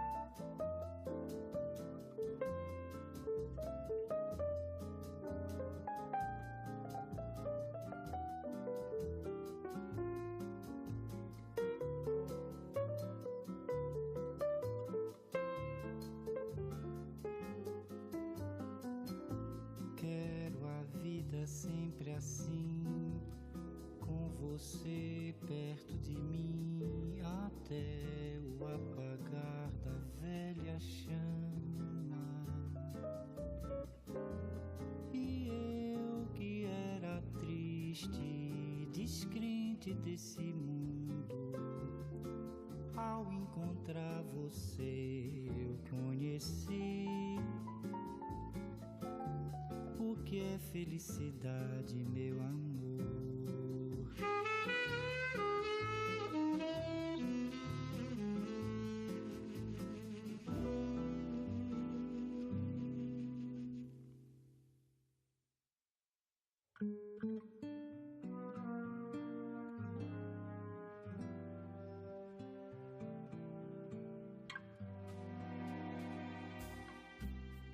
desse seu olhar quando encontro o meu. Fala de umas coisas que eu nem posso acreditar. Doce é sonhar e pensar que você gosta de mim como eu de você. Mas a ilusão, quando se desfaz, dói no coração de quem sonhou, sonhou demais. Ah, se eu pudesse entender o que dizem os seus olhos.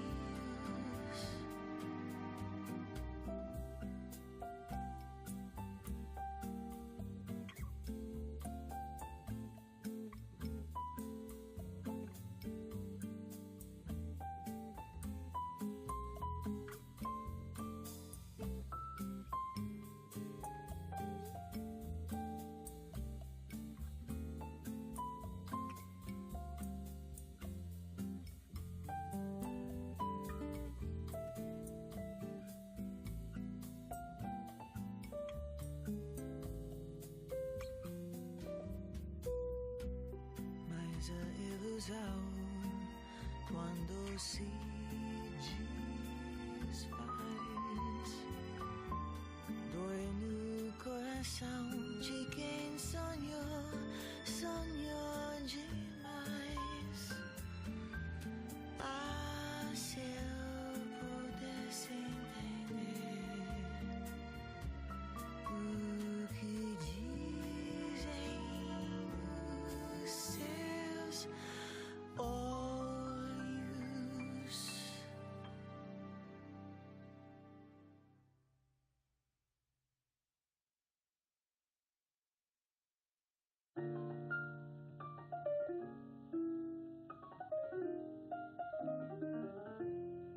When we want to love, we love.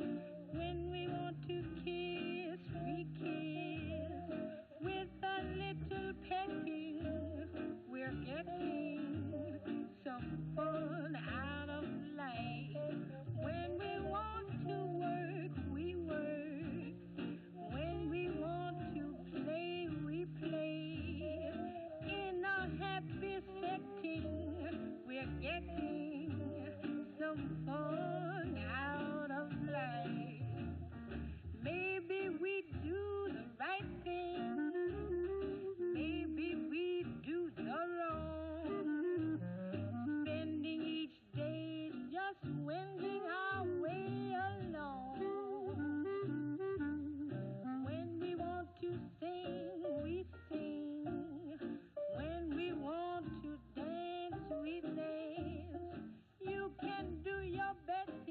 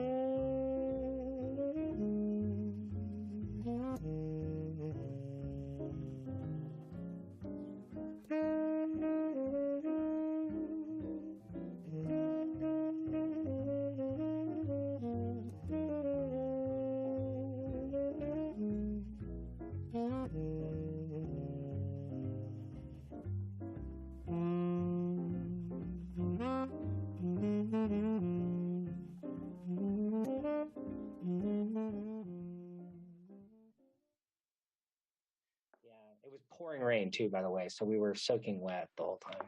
I do remember that. Hello. So welcome to this conversation. I'm Brian L. Fry, the self-dubbed Dogecoin Professor of Law and Grifting at the University of Kentucky College of Law. My guests are Casey Reese, a conceptual artist, professor of design and media arts at UCLA, and co-founder of the processing programming language and Feral Fire, and Jason Bailey, better known as Art Gnome, the CEO and co-founder of Club NFT and a prominent collector and theorist of NFT art. So welcome to both Jason and Casey. I thought I'd start off with a really kind of big picture, open-ended question, kind of reflecting on the NFT space as it is now and as it's developed over the course of the last several years.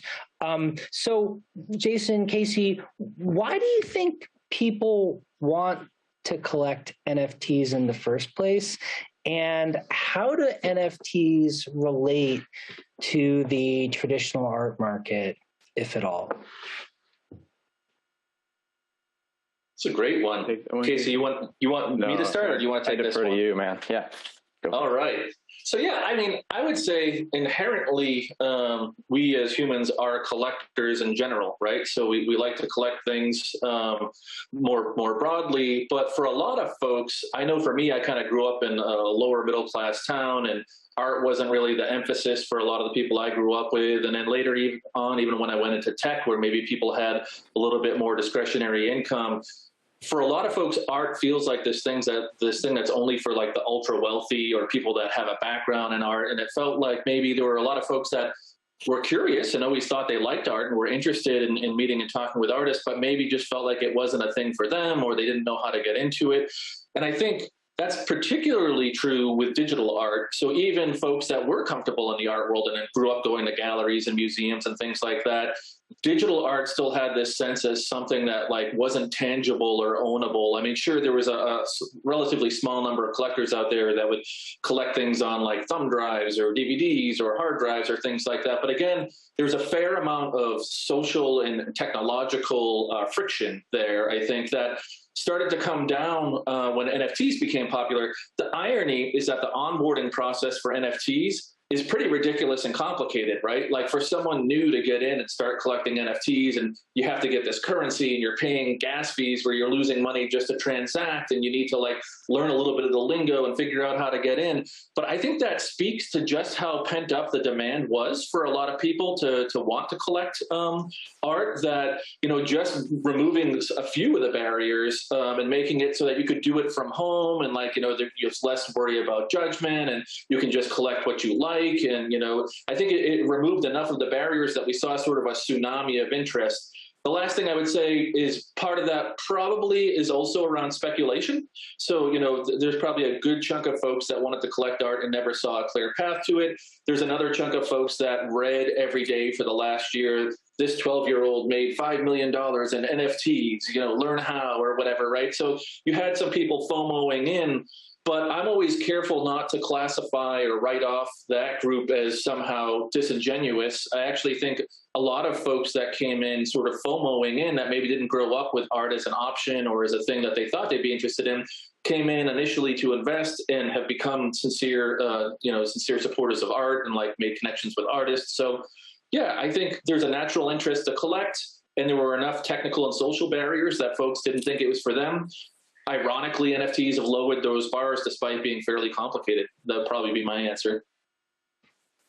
Yeah, I think the same way that art is a really big space. You know, you have, it's the hugest possible space. It's happening in grade schools. There are people who are doing landscape photography. There are artists in their studios working with oils. It's a massive space.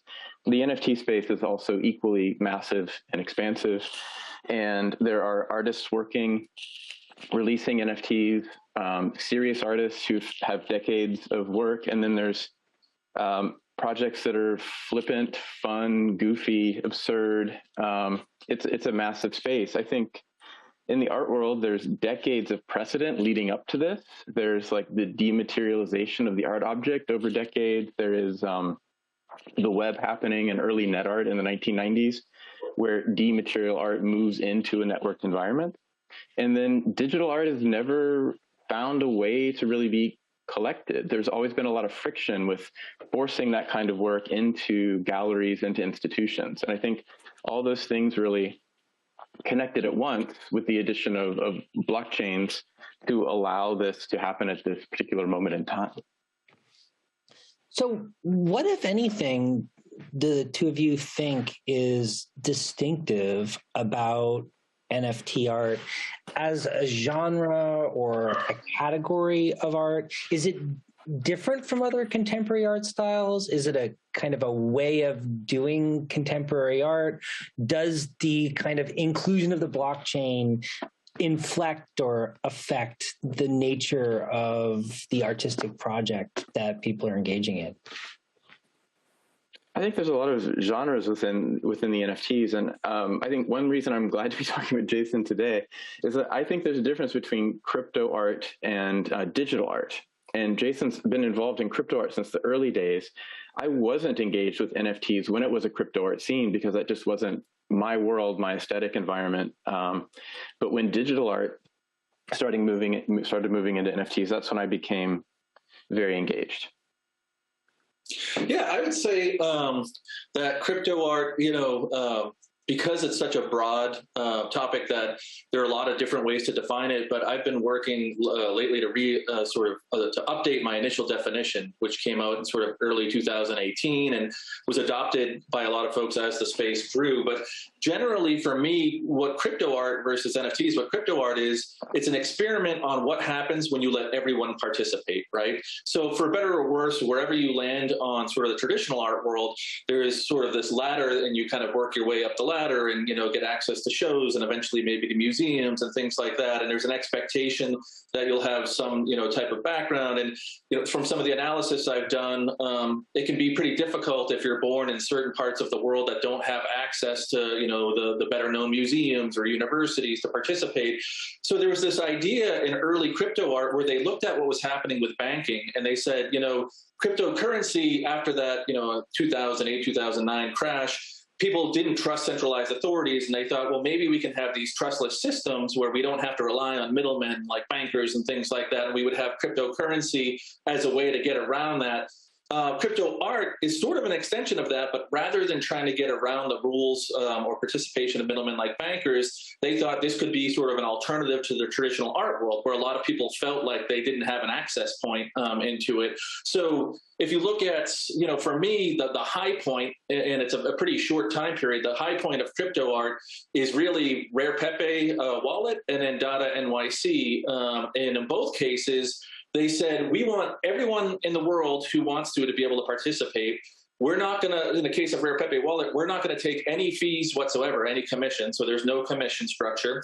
We're not going to judge your art. We actually don't think it's our role to tell you that your art's good or bad. We think that's fairly subjective. And it would go against this idea that, there's centralized authorities or middlemen, right? So we want to let everybody participate. And we're going to try not to censor that work either, because it's not about whether or not we like it. It sort of, skews towards free speech. With Dada, similarly, they had they had slightly maybe different politics, but they had a giant, tens of thousands of artists all around the world drawing online, extending each other's conversations sort of visually. And they were thinking more about how can we, without sort of having perverse incentives that maybe skew what kind of work the artists make, how can we introduce something that might be kind of closer to like UBI, where, if one of the artists does really well, the sales would then come back into the entire community so that everybody can kind of grow and develop together. So for me, crypto art, and then shortly after that, so this is like 2017 and 16, shortly after that, we see people that look at these mechanics and they say, oh, there's probably a way to commercialize this, right? Not that there's anything wrong with commercializing things, but like instead of taking no, fee at the point of sale, maybe we take a fee and we can actually build a business out of this. And you see things like, Super Rare or Known Origin or OpenSea start to develop that are a little bit cleaner and easier to use because they're taking some fees in order to keep it going. But when they start doing that and they start picking and choosing who can become part of the platform, it really becomes more of an NFT platform and much less of a crypto art platform. So crypto art is in some ways become like an ideal. Where I see it today would be in the more in the Tezos community, right? So if you look at like Hicat Nunc and FX Hash, I think there's actually a desire to keep those things decentralized. I wouldn't necessarily argue that all platforms should be decentralized, but I'm very happy that that experiment is actually still continuing somewhere, because I think there's merit to it. So yeah, I think crypto art is simply what happens when you let everyone participate. It's sort of radical inclusivity. To also, sorry, Brian, can I dig in a little bit? Just some more threads back in history. You know, the artists involved in the Fluxus movement, the artists involved in the early net art movements, they were making their own work, distributing it, releasing it their own way outside of the institutions. They were building their own communities and bootstrapping that. And I think that's similar to the early crypto art communities as well. So there are a lot of precedents, threading maybe even all the way back to, you know, moving away from the salon system in Europe in the 19th century.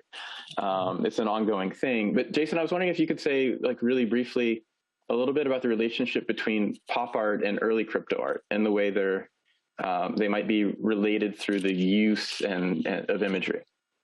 Yeah, I appreciate that you brought up some of the anti-art movements, right? Because I think even Dada or like Marcel Duchamp and some of that stuff too relates to early crypto art, where they're pretty clearly kind of almost poking fun a little bit at the traditional art world, right? And intentionally trying to experiment with rules that sort of go against it.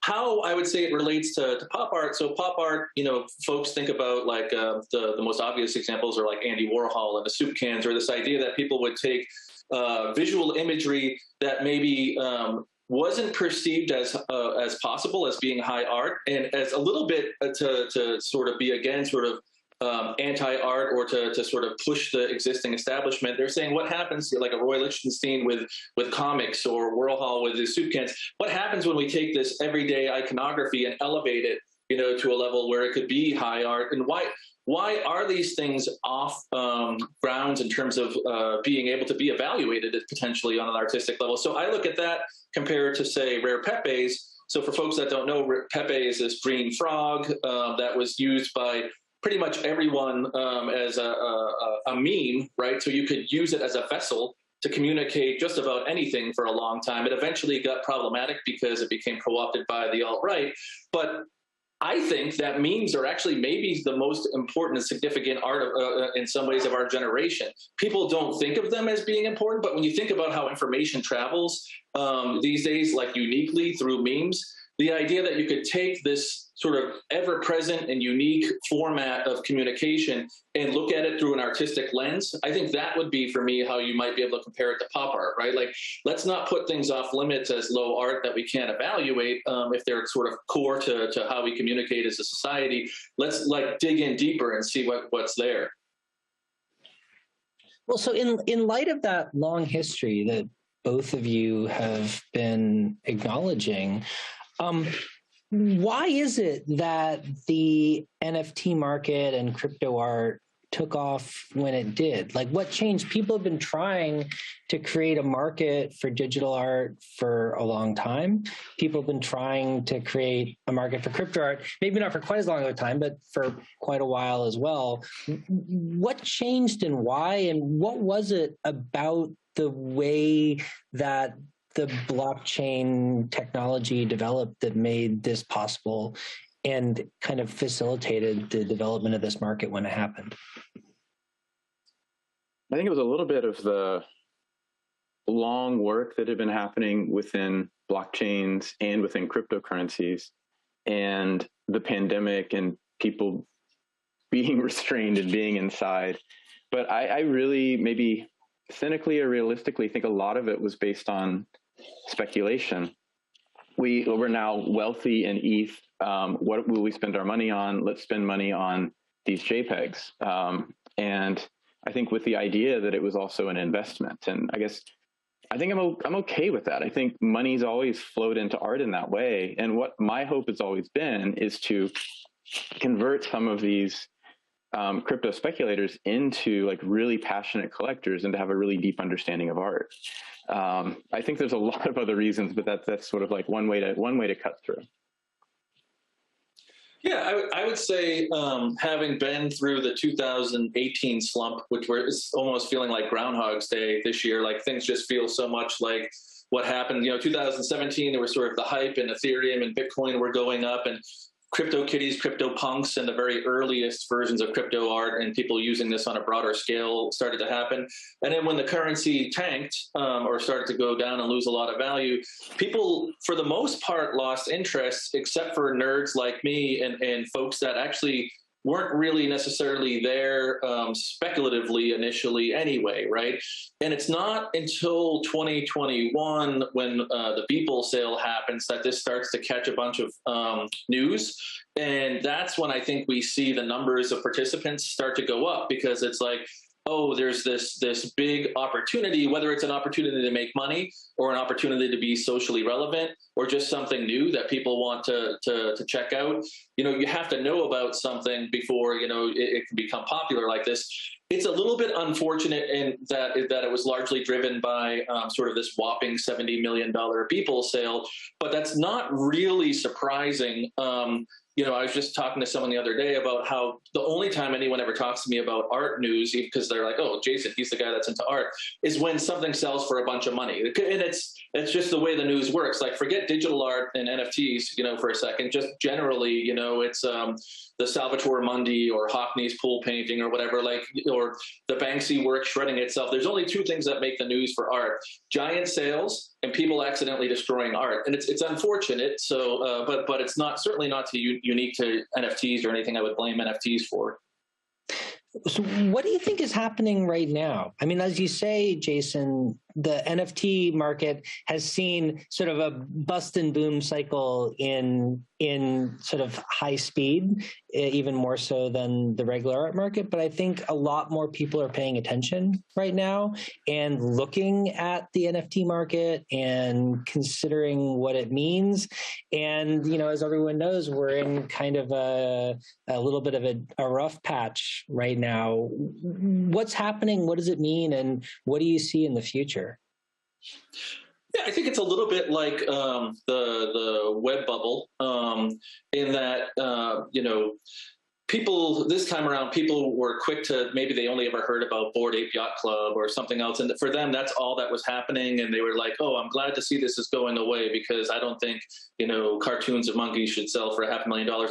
For any of us that have actually participated to any degree, that is an aspect of this, but it's not monolithic, right? So there are all different components of this. Some will carry forward and some won't after the crash. I can tell you, having been part of this for the last 4 years, many of us sort of welcome the reprieve, right, away from the hype. Like, on the one hand, it took a lot of hype and many news stories last year for most people to hear about this. On the other, being in an environment where art sells like before it's even finished and everyone's competing with each other and trying to get reserves and this, that, and the other, doesn't necessarily lend itself to introspection and thoughtfulness and things that a lot of us actually want in our art, as consumers of art. So it had its spot, but I think you're right. Unlike 2018, we've got many more people that are interested. So I think what we'll see, and I don't know how this could be anything but a good thing,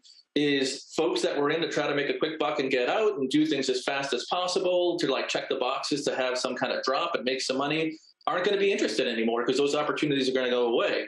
Folks that were like, hey, wow, there's this whole new world of collectors that are, maybe didn't see themselves as collectors before, and this whole new world of artists who thought maybe there was no path for them to be compensated for their art. I think they're going to stick around, and we're going to see builders and creatives and artists kind of work together at a slightly slower pace in a more meaningful way. And the people that stick with it, I think, will be rewarded for sticking around. Yeah, I mean, from my own perspective, I've been working in the same way for over 20 years now. I'm an artist who works with software. I guess first and foremost, I'm an artist. I'm also an educator. And then I also founded a gallery about 2 years ago, too. But I've been making this kind of work in relative obscurity for a very long time. And I've been doing the same thing. And all of a sudden, there were people interested in collecting the work in a way that they hadn't been before. So I think artists like myself are just going to keep making the work that we want to make, that we're really passionate about in the same way. And maybe we'll catch another wave in the future. I guess my question for both of you in relation to that is, I mean, what do you see about the aesthetics of NFT art and the NFT market going forward? To what extent and how do you think the developing importance of the kind of NFT market is going to, or could, I guess, inflect the way that the art market works in both a sort of mechanical way, but also in the way that, you know, people expect art to look in the future?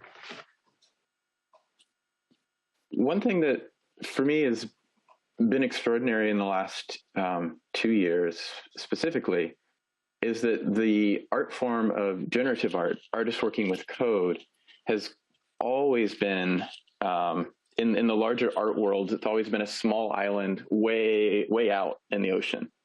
And I've really seen that come to the foreground in the last year, largely through, as Jason says, sales make headlines. And so art blocks made a lot of headlines, made a lot of volume through code-based generative art. And I saw two things. I saw a lot of artists who have been around for a long time sort of move back into the space with new energy. But I also saw a couple of generations of artists sort of coming into it for the very first time.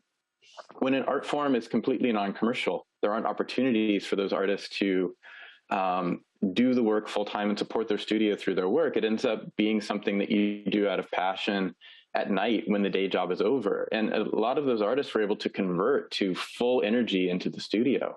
And that's been a massive change. And I really hope that will continue now. I think there's a spotlight and awareness of this form of work that is different. I mean, sorry, just to ramble a moment, it builds completely on the histories of drawing and painting and cinema and video. It's just in that range. It's like an emerging visual technology, but it is different in what the medium can do. And to see that begin to get some traction, for example, where we're all beaming into the Tezos booth right now, and the Tezos booth being largely about this code-based generative art. It's just an extraordinary thing to see and to happen. Yeah, I would add, so I've been deeply passionate about generative art since the late 90s, largely, and more so in the early 2000s, largely because of Casey's work with Ben Fry and creating the processing platform. So as an art student who grew up in a family of engineers but couldn't figure out how to speak the family language of code, processing sort of gave me that entry point. And when I was in early on sort of the crypto art side of NFTs, a lot of the aesthetics were driven by folks that had made a lot of money, and not surprisingly, in crypto, right? And that group tended to be more on the techie side. So there was this aesthetic that skewed towards sort of 3D and sci-fi and vaporwave and things like that, which is fine. It's not that I like or don't like that. And I think when you don't necessarily have traditional art training, one heuristic that you use to try to measure how good or interesting an artwork is how complicated it looks. Like, could I have made that? Or, is there a lot of detail there? So I think we saw a lot of sort of sci-fi 3D work for a while. In the back of my mind, I was sort of praying every night that like somehow generative art would come in as sort of the logical fit to NFTs. So generative art being art that's largely made with computers, at least when I'm talking about it, and that it sort of pairs nicely with NFTs. I don't think it was really until Tezos kind of came along, and Hic et Nunc and some of these other platforms, that I saw folks like Casey. I mean, that's not really fair because Casey had been exploring blockchain for a while, but a large number of folks that I sort of associate with Casey and people that have been doing generative art for a while really came in via Hic et Nunc and some of these other platforms. And, I tell this story a lot, but it's because it really was mind-blowing. For 4 years, no one wanted to talk to me about NFTs, and they thought it was ridiculous that I was buying like images I could see for free. For 20 years, no one wanted to talk to me about generative art. They're like, I don't know, it's just a bunch of shapes or whatever, or it looks like wallpaper, like no love, right, for either. And then last summer, out of nowhere, that's all anyone wanted to talk about was like generative art and NFTs. And I'm like, wow, this is great. Like it's sort of like the perfect outcome, right? So I couldn't be happier to see so many, particularly, folks like Vera Molnar. There are a bunch of folks that are still around in their 90s, Herbert Franke, who are getting the recognition while they're still alive that they deserve so often in art history. The great masters of a genre don't ever get to live this, to see the appreciation of their work. So more than anything, I'm thrilled that there are so many generative pioneers that are really, getting to see the public come around to understanding just how important their work is. So specifically in relation to the observations that both of you just made, I feel like for a lot of people, for the general public, the public face of NFTs is a relatively narrow range of PFP projects. And I wonder why you think that is and whether you think that's likely to change in the future as people become more aware of the range of work being produced and sold in the NFT market.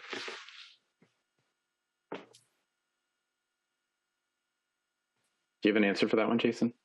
I mean, you know me, I'll talk no matter what. I actually think that people like to be titillated and outraged a little bit, right? So particularly things like Bored Ape Yacht Club have a gift for staying in the news cycle. I think like actor Seth Green recently had his stolen and then he rebought it back. Like right around the time that the people that like hate these things start to have schadenfreude and think like, oh, good, now it'll go away.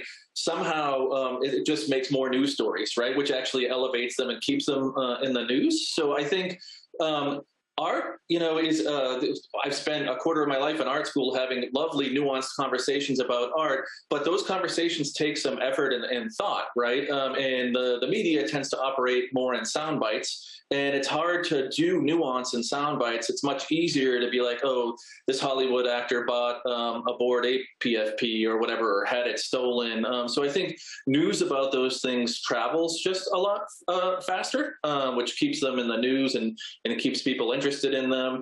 I mean, a lot of people that I know that I respect that actually have more of a digital art background than I do, I think, spent the better part of the last 2 years hating NFTs because they weren't able to get past the news on, the sort of PFP front.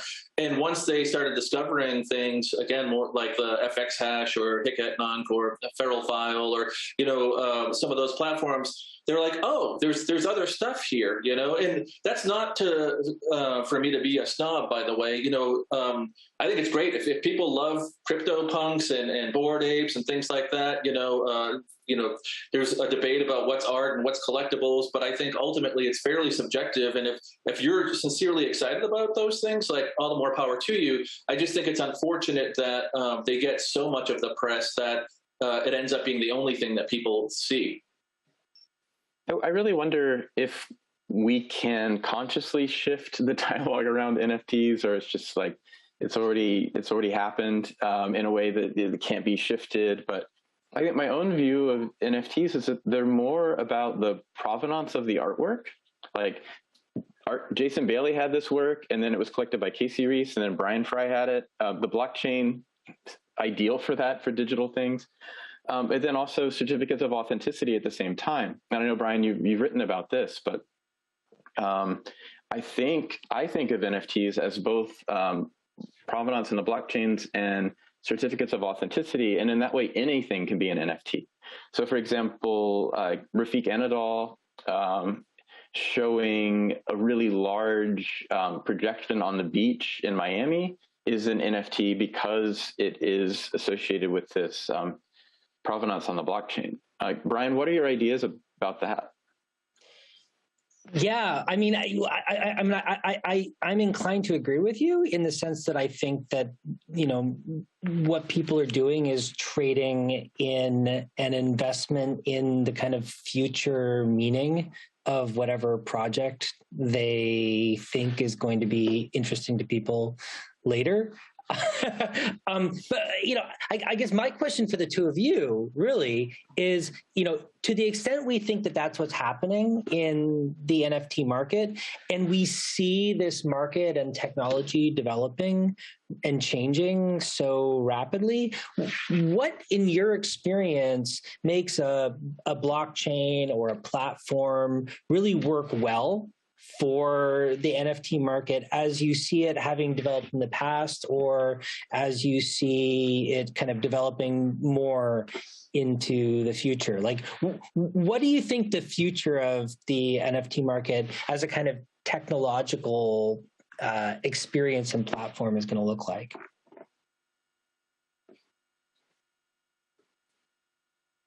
So I'll throw something sort of outrageous out there, since it's sort of my current statement that I'm sort of pushing, which is that from what I can tell, something like 90% of NFTs are actually going to break in the next 5 years or so. So just a real quick explanation. NFTs, non-fungible token, the token itself lives on the blockchain, but it usually points out to images. So we've been looking at this study by yournfts.org where someone actually downloaded the bulk of Ethereum NFTs end of last year. And it's something like 10% of NFTs are fully online. About 40% are on private servers, on marketplace servers, right? We know marketplaces are all pretty much startups, and we know that 90% of startups fail, 50% of them in the first 5 years. When those marketplaces fail, you now have a permanent link from an NFT going to essentially nothing, right, on the private servers. The other remaining 50% use something called IPFS.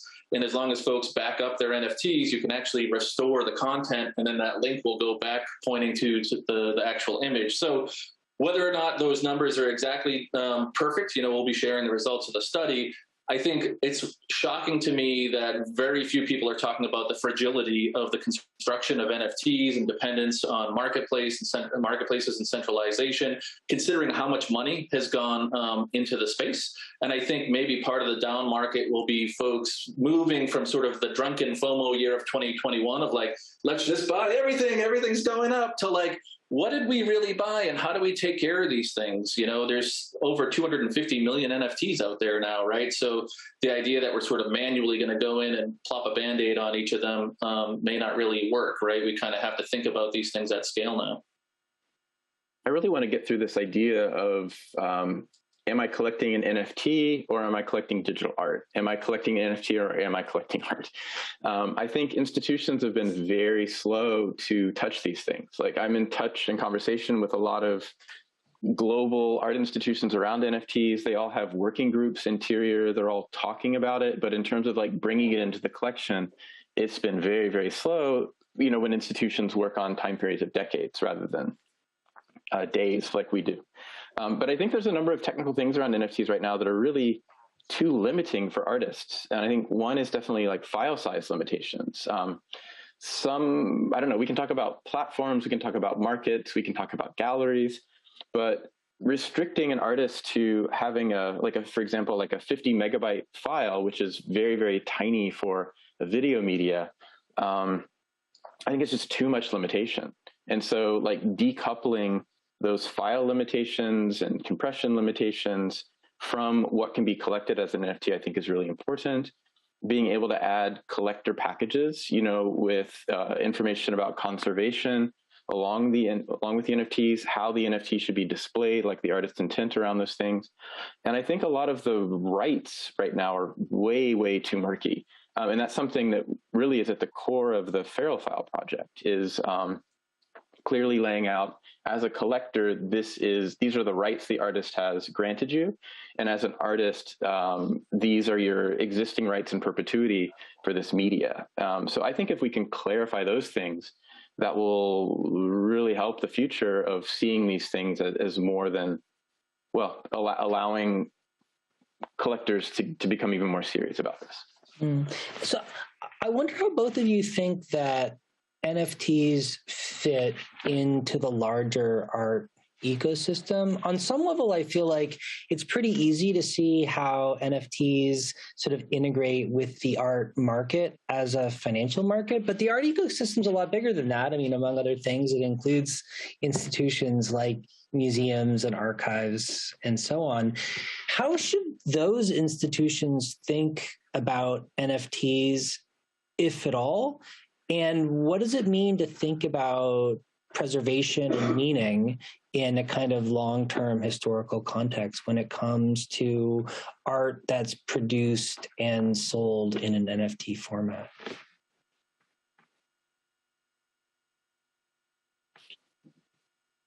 So, I mean, I'm happy to start on that one. I think institutions should try to figure out if the work stands on its own regardless of the medium, right? If you're collecting paintings on canvas, you're not collecting them on canvas because they're on canvas. You're collecting them because they're great paintings that fit into your sort of thesis of your collection, right? And you think they're valuable and have historical significance. So I don't think the fact that something is an NFT should neither play in its favor or against its favor as a work of art. I think sort of the novelty and the newness of this and the arguably excessive attention or hype that's kind of come along with it probably hasn't helped in making those decisions, because it's become sort of polarizing. But I would think that institutions would try to look at them sort of on their own merit. So that's sort of about the quality of the art. The second part about sort of preservation, I think, hope, believe, and am personally participating in trying to spend more time on the infrastructure side. I think what we saw last year was it was so obvious how quickly you could make money by buying and selling NFTs that's what everyone did when they were trying to figure out how to innovate. But I think we're starting to realize that we maybe grew too quick and there's some infrastructure stuff that has to get in place. A lot of it that Casey talked about, that Feral File focuses on, that sort of gives the additional information about the artist's intentions and what it is you own and things like that we need to do to catch up. And sort of our focus on the helping folks sort of back up their files. So there are questions around sort of the longevity of NFTs based on how they're constructed, but I hope that those are sort of independent of the questions about whether the art itself has the merit to actually belong in an institution. From my point of view, as someone who works in digital media, I have maybe like 10,000 files of my work on my computer. Which thing is a sketch, which thing was almost finished, but I never finished, which thing is sort of like the work, that I would move into a gallery. And I think NFTs really help me to make those decisions clear.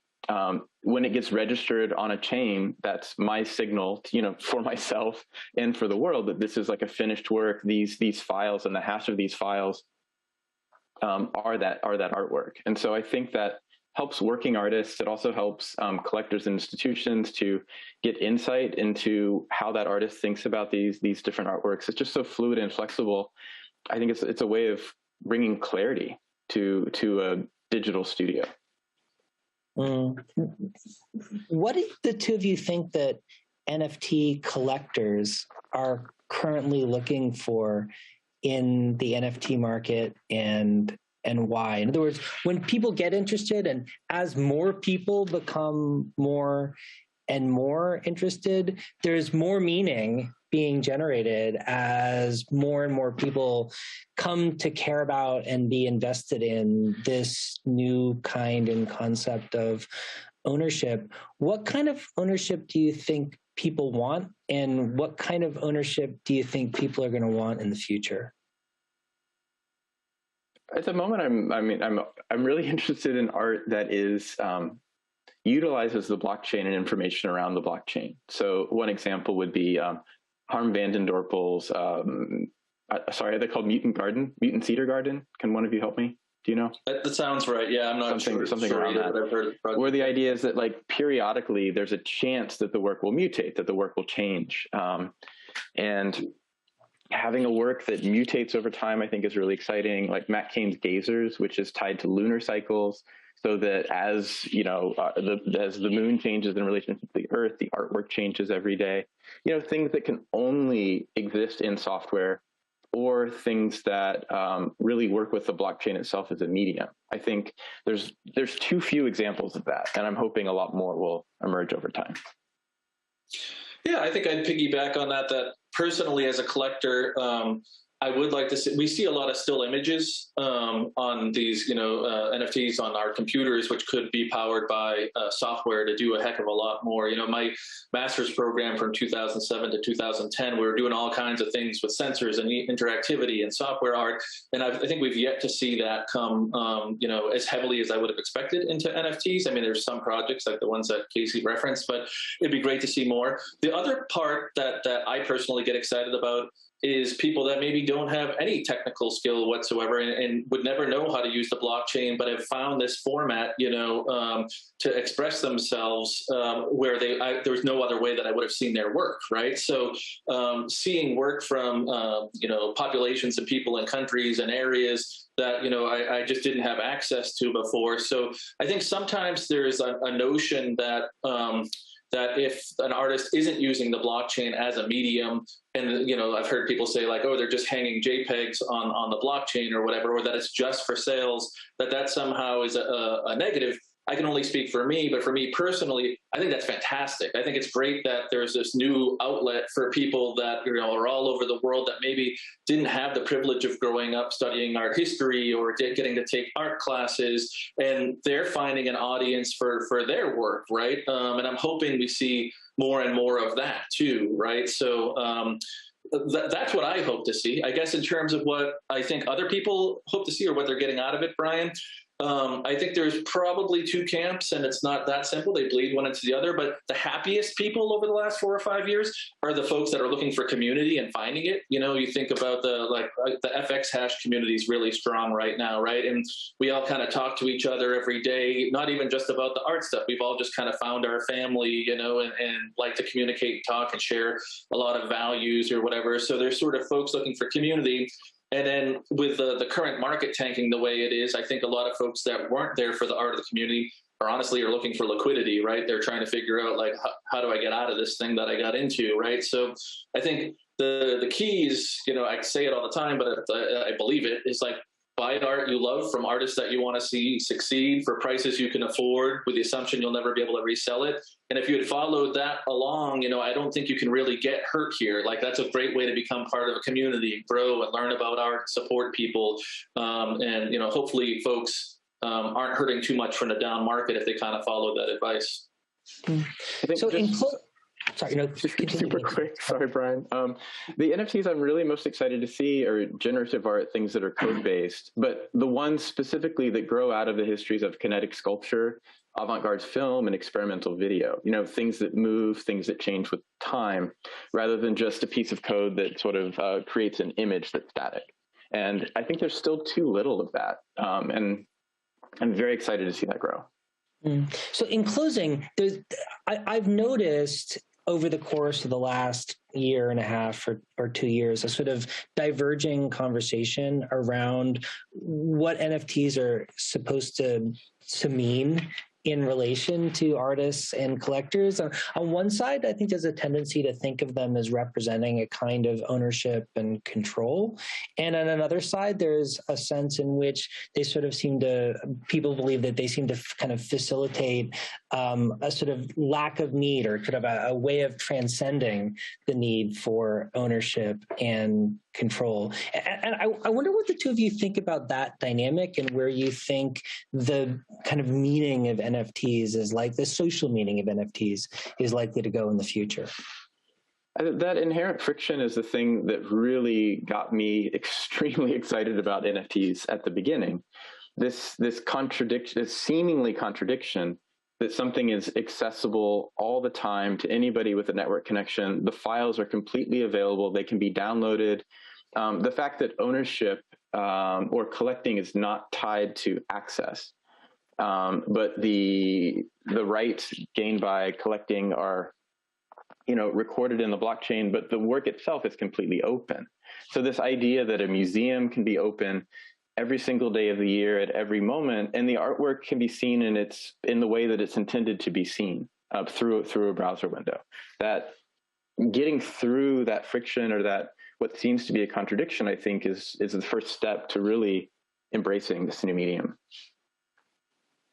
Yeah, I'm thrilled that people have come around to wanting art to be something that everybody can see, right? So they laughed at us when we first started this like 3 or 4 years ago and kind of popularizing it, saying like, you're buying something everyone can see for free. And we were like, isn't it great?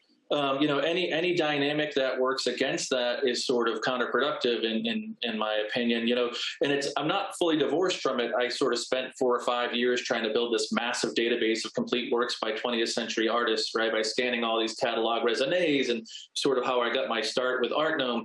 And one of the things that I realized in that process is that the majority of work by the majority of artists that we think of or study in school, from the last 70 years or so, I forget the exact cutoff date, are all under copyright. And we have this amazing tool in the internet where anyone anywhere could see all this amazing art by these people that we've sort of heralded over the decades and decades, but none of it's online because it's all under copyright, right? So I think this feels like a healthier, it gets lost sometimes, but this tweak towards everyone sees it, only one owns it is what we used to call it, in the beginning, feels like a healthier push towards the fact that other people see this actually makes it more relevant because more people can enjoy it and appreciate it. And not that it should always come back to financial things, but a lot of times these debates where people are like, why do you want to own it if everyone can see it? Well, that actually drives up the value too, right? So there's kind of a win-win-win all around. So any system that helps art get seen versus trying to make it more exclusive and hoard it or hide it, I think is a promising step. Amazing. Well, thanks so much to both of you. This was a wonderful conversation. Thanks, Brian. Thanks for having us, Brian. Yeah, great to talk to you, Casey.